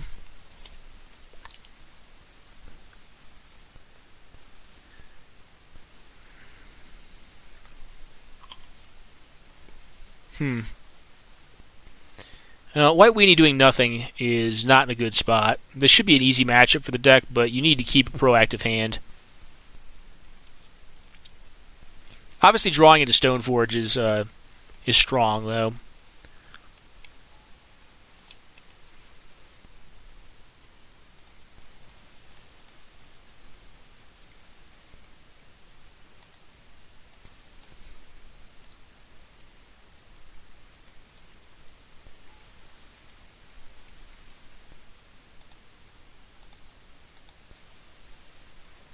Okay, we burn off a Jace Vryn's Prodigy.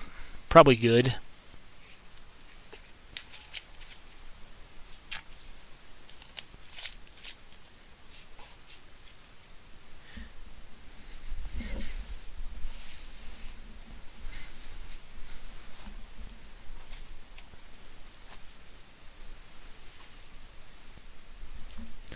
Alright, what are we playing here? I think you probably...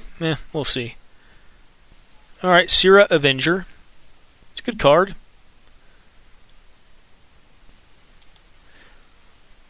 What does he get with that? Probably Volcanic. Or Tundra. Yeah, Volcanic's probably more correct to fix.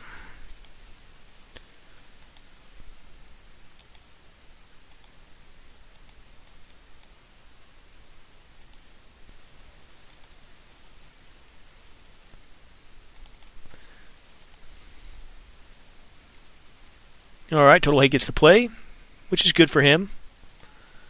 Alright, old Batterskull. The Batterskull Reno. We know his opponent is on not a lot of lands, unless he draws into them here. And if he's able to lock him down on mana, that could be good. Arc Trail is his card. That's what he's got. We're going to see an Arc Trail for 2 on the Sierra Avenger, 1 on Davia is, we'll see, or maybe Shock. Just, okay, Forked Bolt. Yeah, mildly interesting. Now, if he could just, like, trap this this skull, that could be pretty good. Oh, Banisher Priest? Yeah, that's good. Good enough, especially if his opponent mana screws. If his opponent does not hit a land this turn and he hits a land, then his opponent is probably screwed. Because he'll just start dust bowling the living crap out of him.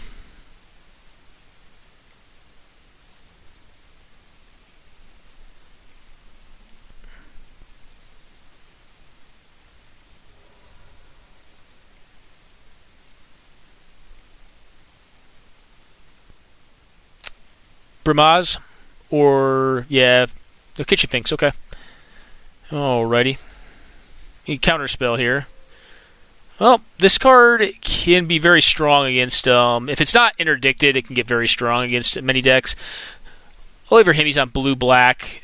It looks like, oh, I'm sorry, he's got blue-black land, so he's probably just going to Fatal Push this thing here. Yeah. Now, what's going on here? Well, we have a Shrine of Burning Rage. It's always been an interesting win con and like more of a blue-red style deck. Alright, Mind Sensor.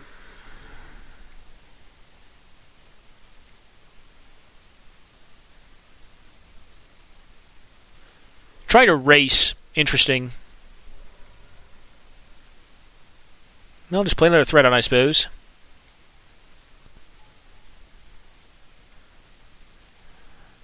Yeah, the Holy Nimbus is a good one. Avon will have a difficult time blocking it. Well, you hit land. I feel like that's a no. If you're thinking that long and hard about it. Alright, Sleight of Hand.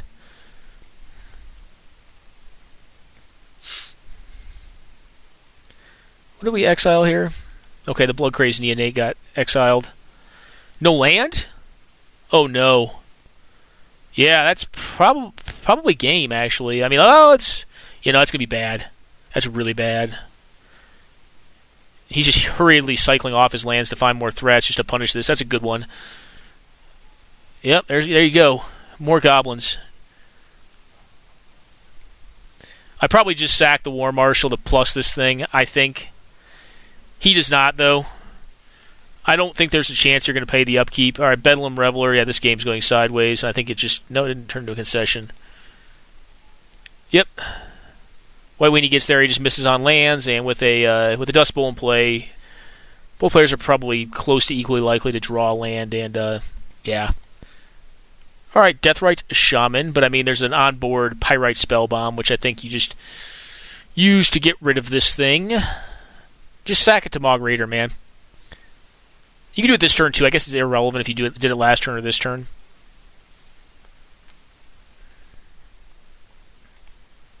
Yeah, that makes sense to me. Although now you have a non-attacking goblin, which kind of sucks. Probably just blow up the Deathrite Shaman with the bomb, the spell bomb. Alright, he doesn't seem to think so. I think I would have saved that for a bigger creature card, but... So we've lost 1 damage here so far. I guess Spitting Earth can't go to face, so I can see saving the Pyrite Spellbomb. But he missed 1 damage off of not doing that last turn with the Mog War Marshal, and Bandit Keith gets him because he just fails to draw land. Kept a greedier one and just lost because of it.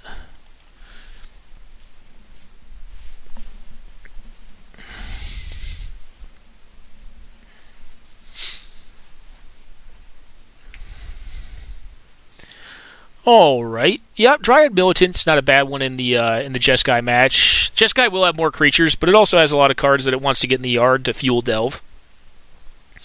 This is going to be Mana Leaked or something. Nope, Remanded. Okay. Which is a pretty big time beating. At a minimum, it's exiled, so his delve cards are not going to be fueled as adequately. If he misses land here, no, he does not miss land. Oops.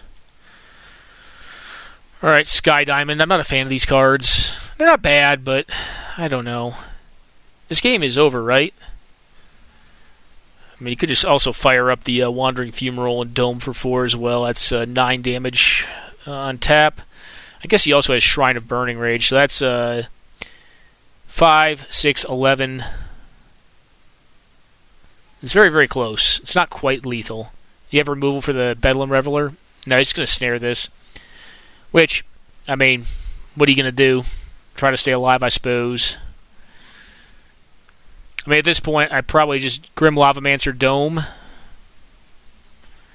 and hit for 5. Maybe leave up the Shrine, I suppose.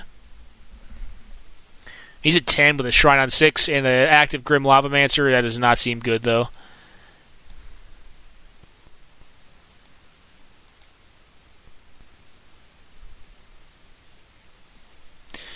Alright, well, at a minimum, the Eldrazi Displacer is kind of holding out the board. You have an Exalted card or just a way to remove this silly thing? Yep, there you go. Exalted Critter. So get in there for 3. Probably not going to block here, down to 15. Okay, Stagger Shock is going to knock out the Sigiled Paladin. I'll have to pay 1 for it here, though, which is not irrelevant. Like, that's actually kind of a beating. Could knock out Thalia, too. Like, it's hard telling, to be honest, whether it's Thalia or the card that allows him to get through. He's kind of got to guess around what he's got in hand. Yeah, that makes sense. He gets the Thalia. Yeah, I could see it going either way, to be frank.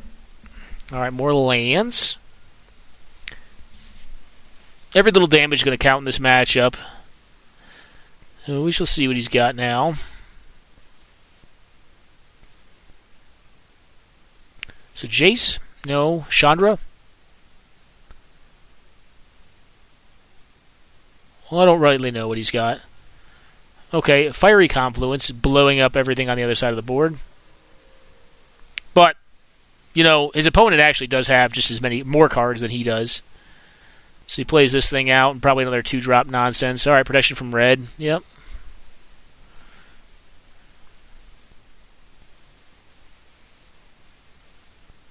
Alright, that's a land that can attack. Obviously, he has no attacks now. Jace is not really doing anything. I guess, I guess it's still kind of at square one because of the Dryad Militant destroying exiling all the enchantments. Alright, we've got more of a game here on our hands. No blue mana, though, so this is whatever he's going to do is going to not get countered. That's probably 5 damage. And/or it's 2 damage plus suck up a removal spell. Eldamri's Call for Kitchen Finks. Okay.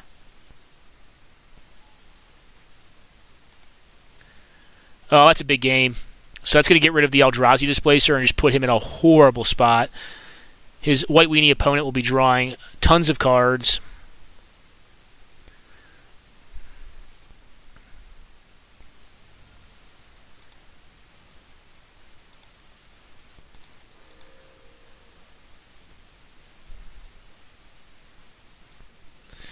Alright, him to Turek's a pretty big game.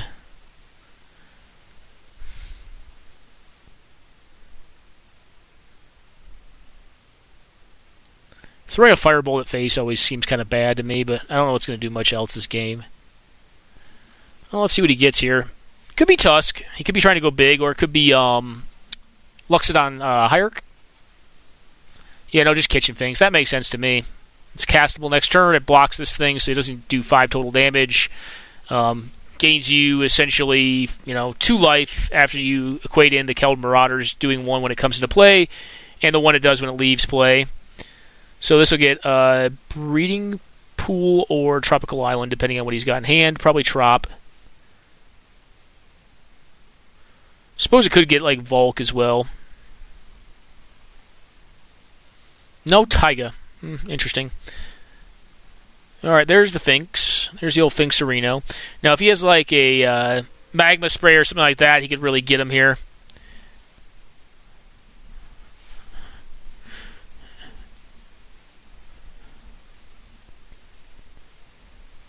Or if he has stone nothing, attacking with the G2 encampment's not terrible.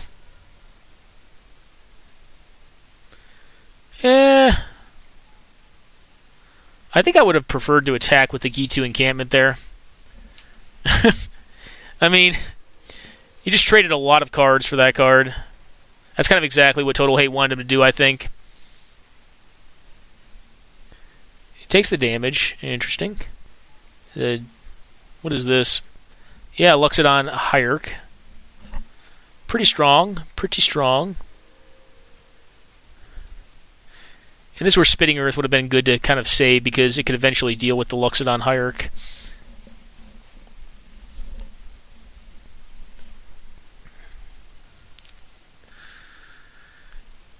Well, the good news is, if he has Price of Progress, he can still just get him here at some point.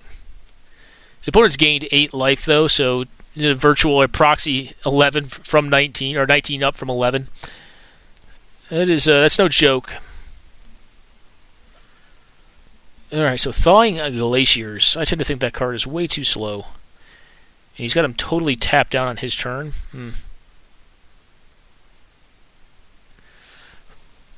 Alright, Volrith Stronghold. It's obviously kind of interesting.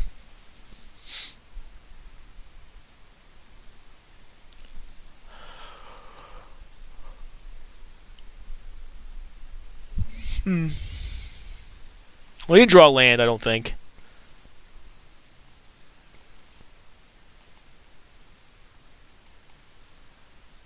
Alright, and Davia gets there. So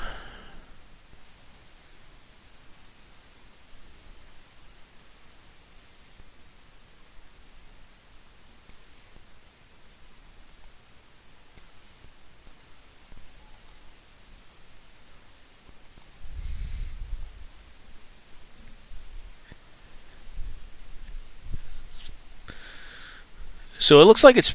I mean, unless Total Hate gets knocked out here, it looks like it's going to be Davia versus Total Hate in the finals. Mary's Call is pretty strong. That's going to get a Thragtusk possibly. Yeah, this one I think you could probably pack in if you're on the red deck wins deck. It's possible you could still get a Price of Progress win here. Realistically, you probably need to be like Sulfuric Vortex into Price of Progress, but even so, like you're still taking a lot of damage. Yeah, Thragtusk, there you go.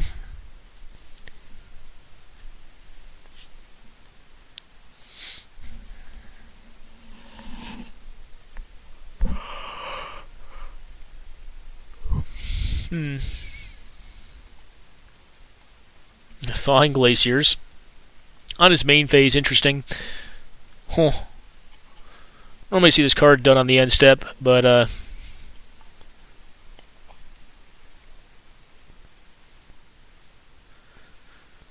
Thawing Glacier is definitely a powerful card. I mean, it's more so like good in like the draw go style like matchups. It's just lost so much utility over time, I think. And he's got the threat. Chill? Interesting.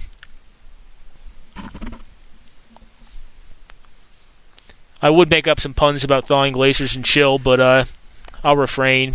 I'm sure you can ascertain them already. Does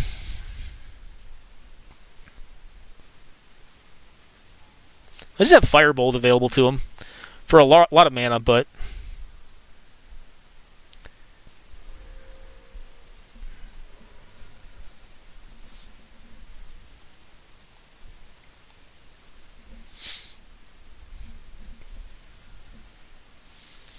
alright, 8 down to 3.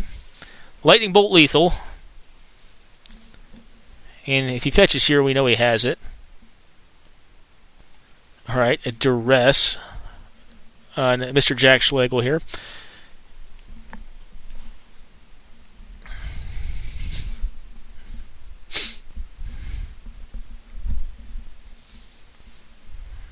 Splinter Twin. Takes away his ability to mise him out.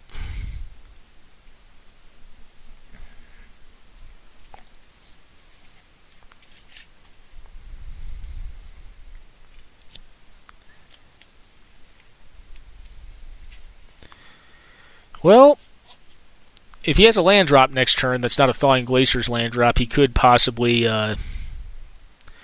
Firebolt away the Vendilion Click. Well, he knows his hand, so whatever he's doing now is going to resolve, I assume.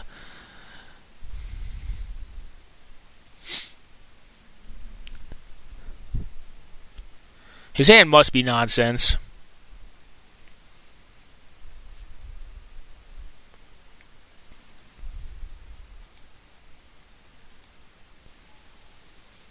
Okay, blistering the Firecat, but this game's still over. The Menace Critter is probably too much. Now Price of Progress even kills him. Yeah.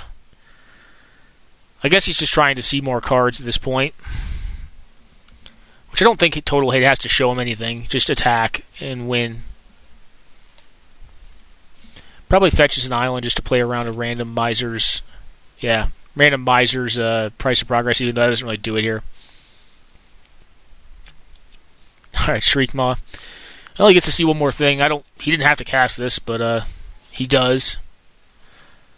I guess his opponent could take 2 off of the Beside You to block. That's a thing. That's a thing, I suppose. This card probably needs to go to the sideboard. The Volshock Sorcerer. 3 mana for a 1/1 that just plinks things is really not good enough. I mean, it's great in some matchups, like against Weenie, but it's bad in this matchup.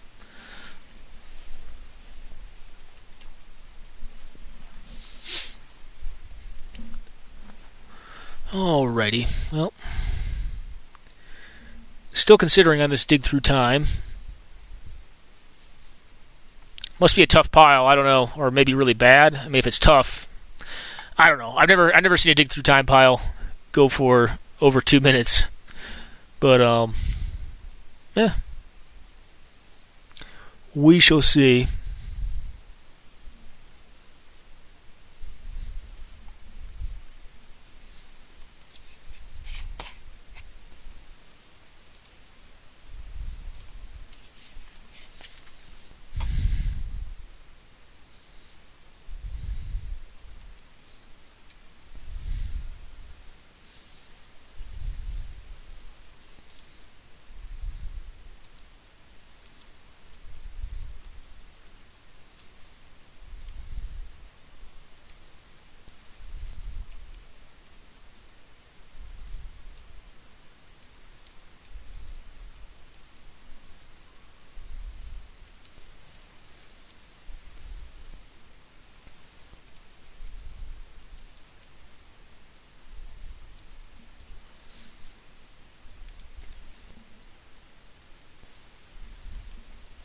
Alright, so Thawing Glaciers goes for more lands, does what it does, is really slow. And maybe it'll allow him to get out of it, but generally speaking nowadays it just lets you get beat to death. The threats are just too good. And what do we have here? So we're going to cast a Planeswalker threat. Or he's possibly just going to try to blow up this Vendilion Click, which is... Yeah, that's what he's doing. He's blowing up Vendilion... can he do it? He just domes his opponent for 4 and then kills the Vendilion Click. Okay, mildly interesting. Trying to burn him out.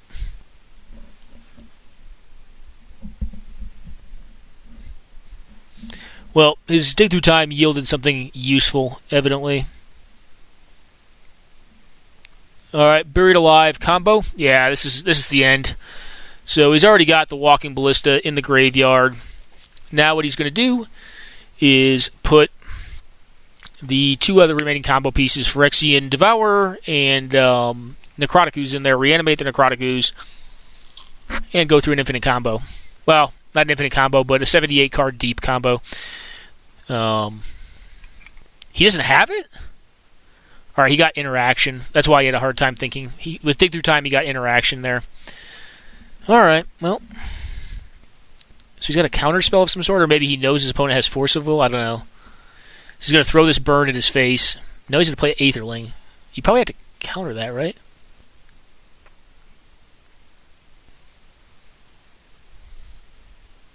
I mean, Aetherling will kill him next turn, right?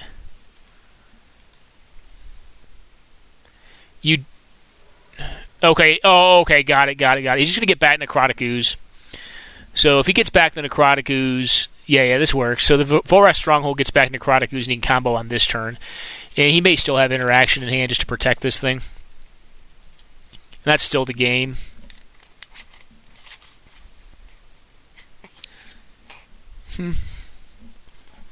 Well, yep, if he doesn't have a kill card or... Actually, kill card doesn't work. He needs to counter it. It's just permission. Yep, and he goes ahead and just packs it in there because the game is over. Alright, so Kiln Fiend turn 1. Interesting. Kiln Fiend, if uninteracted with, is a beating. I don't expect it to live, but... Alright, Kitchen Finks does a number against Kiln Fiend.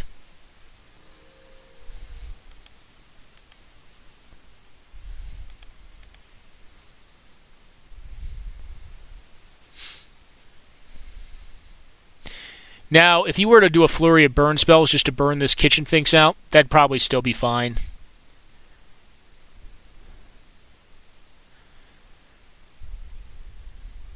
I mean, his best option here would be like Searing Blaze into Searing Blood, and he may win from that. That's up 2 life, down 6, plus 7. Yeah, it's too short, but that would be a lot of damage. I mean, couple that with Fire Blast, this game win. Kiln Fiend can do some wacky stuff. I think the card is really fragile, and I'm not a fan of it, but it is extremely good. It is extremely good when unmolested. Alright, turn 1, G2 encampment, go. Well, we're deep in the tank on this one here. Maybe he has the win. I wonder if he has Price in hand.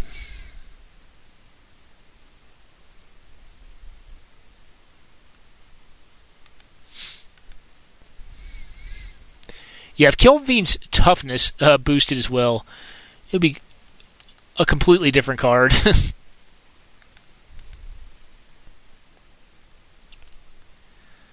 Alright, playing some draw go here, it looks like.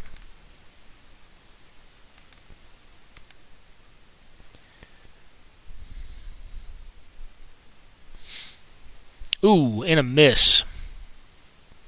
Well, that's got to be good. In the control mirror, whoever starts missing land drops first, especially in the early to mid game, is probably going to lose. In the late game, you don't want to ever see them, but... Alright, this is a Magma Jet to try to find something. Try to find a land, really.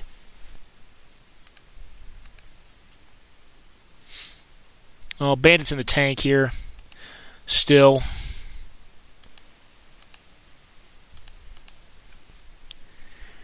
Alright, top bottom, so we're going to see a land drop this turn. Likely an island, yep. This is going to get countered. It should, if it can. Counter Squall, get into incremental damage.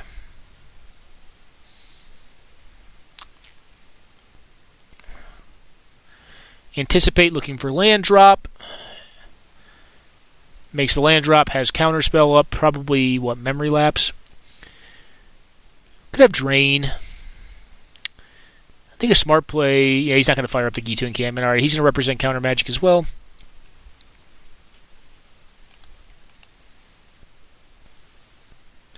Alright, nothing happens here.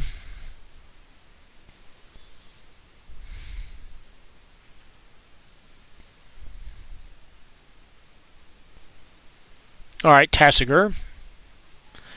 It's quite large.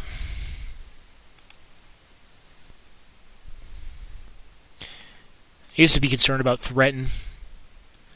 Alright, Pestermite.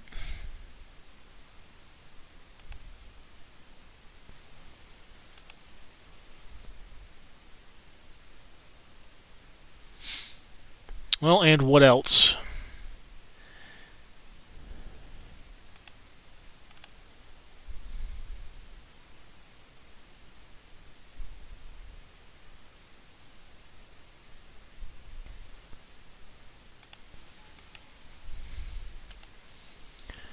Wow. It is a completely unplayable card, but it is a friggin' beating here. I mean, that thing could go all the way, legitimately. Wow. Falconwrath Marauders. I have never seen this card played in 100 card Singleton. But we're seeing it right now. You take your 4 and like it here. You got to force them to block. If he has Threaten, he could just take the Kitchen Finks and slam for lethal. Because I think he is running Threaten. Spitting Earth, okay. Alright, he's going for lethal here. So Spitting Earth on Finks, knock it down to a 2-1, and then a secondary removal spell or something is going to make the Kiln Fiend quite large. Alright, just a gut shot. That's 11 damage? This could be lethal. Abrupt Decay on the Kiln Fiend or no? No, you can't even cast it.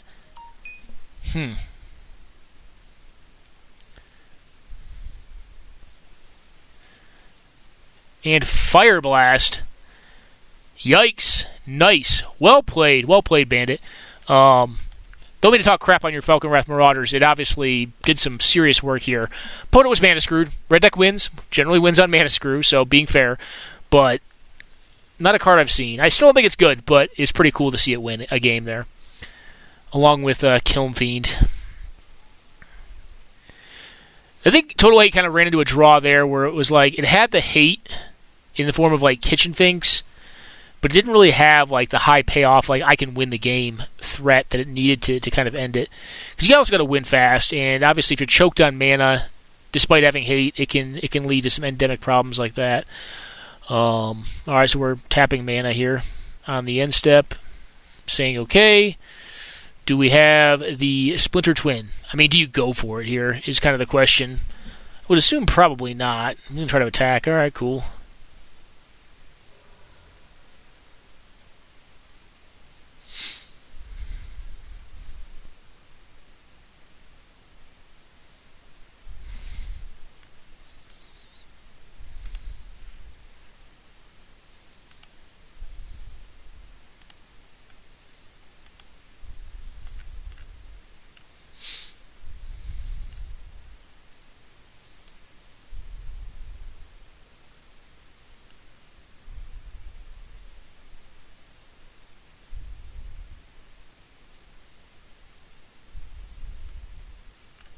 And there will be no finals today. So go ahead and put that to 0, because Total Hate was the only one in contention. And he lost his down-paired match.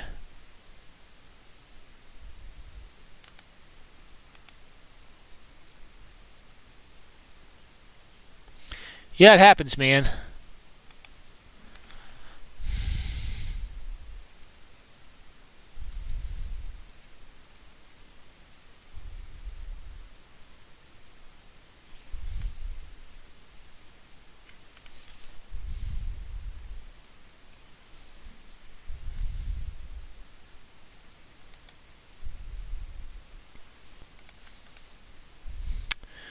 Alrighty.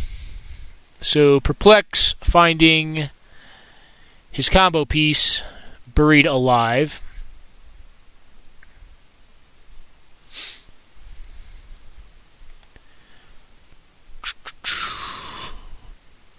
Yeah, he might as well attack. If he wants to activate the Gitu encampment, he's down to 1 red source. Yeah, makes sense to me. And if he fires it up next turn, you just blow it up if you want. But I don't think he will. I think he's going to try to leave up counter magic, or at least feign leaving up counter magic. Alright, well, you will know what he has in hand. I'm kind of curious myself. I mean, any reanimation spell, if he's able to get the Buried Alive off, any reanimation spell will win him the game here. I mean, assuming, of course, he remembers how to play his deck and sacrifices the Walking Ballista to get it in the graveyard, which I assume is he'll probably do.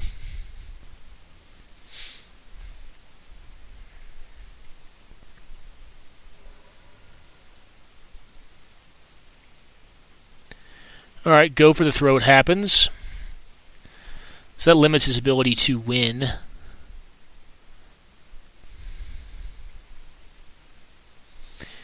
Yeah, I think what I like here, depending on what his hand looks like, is just start pumping the Walking Ballista on end steps. Alright, he's going to go for it, though. Alright, Grim Tutor for what? Force of Will? We're not going to know. His opponent may be inclined to counter this, but it's not really proper probably to counter this. I mean, what could it really get that totally stops him? Like Flusterstorm? It's probably about the only thing I could think of.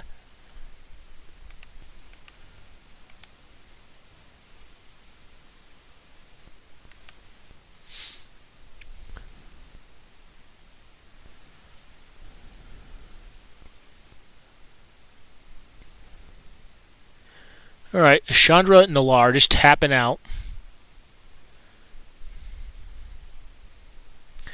Huh. I mean, like, what does this do? Why would you tap out here? You're just giving up on the game? We know he has this. We know he got this. He got Mana Drain, okay. I mean, if his opponent counters this, like, it's fine. It's going to get Spell Pierced or Rebbed. That's all well and good. It does nothing. Because he's got the mana to do it anyways. Pyroblasted. Yeah, so he's probably going to win here. So Chandra does what? 1 damage to target player? I mean, this card's so bad. Ugh. So slow. He's going to kill the Walking Ballista. The Walking Ballista needs to die anyways, so it's kind of fine. I mean, it needs to be in the graveyard for this combo to work. Unless there's another way to combo this thing that I'm not thinking of, but I think my knowledge of the deck is pretty accurate. Now, the only thing you could have is Daze or Pact of Negation. 1-2 cards in the game that are going to probably stop this that I can readily think of. I can't think of any more. Yep. And Animate Dead for the win. Necrotic Ooze, 3/3 right now, but soon to be size monumental. Make him go through it. We'll watch the combo. It's pretty cool. He's exiling the top card of his library with Phyrexian Devourer's activated ability, which is exile the top card of your library. Put X +1/+1 counters on Devour, where X is the exiled card's converted mana cost. The triggered ability based on state check is that if Phyrexian Devourer's power is 7 or greater, sacrifice it. That doesn't happen for Necrotic Ooze because it only copies activated abilities. Walking Ballista allows him to take all of these counters that he's put on here and plink his opponent to death. So that's how the deck works. It also has a Miser's Gristlebrand, so if for some reason you wanted to draw, I guess you could draw. The combo can be done at instant speed with certain spells, and is generally pretty resilient. Outside of like vast graveyard hosers, the deck itself plays out more like a control deck. It just has this way to win. His opponent's going to make him go through it, so we get to see all of the plinks here. And guys, that's a tournament for this week. I want to say we definitely do not have finals. Let me just double verify that. So this game is ended. Ironic 2-1. I think it was a 2-1 result.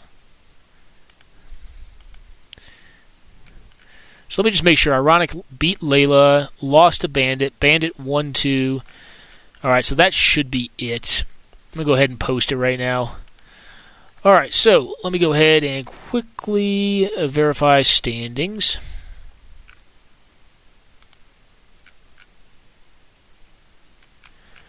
Alright.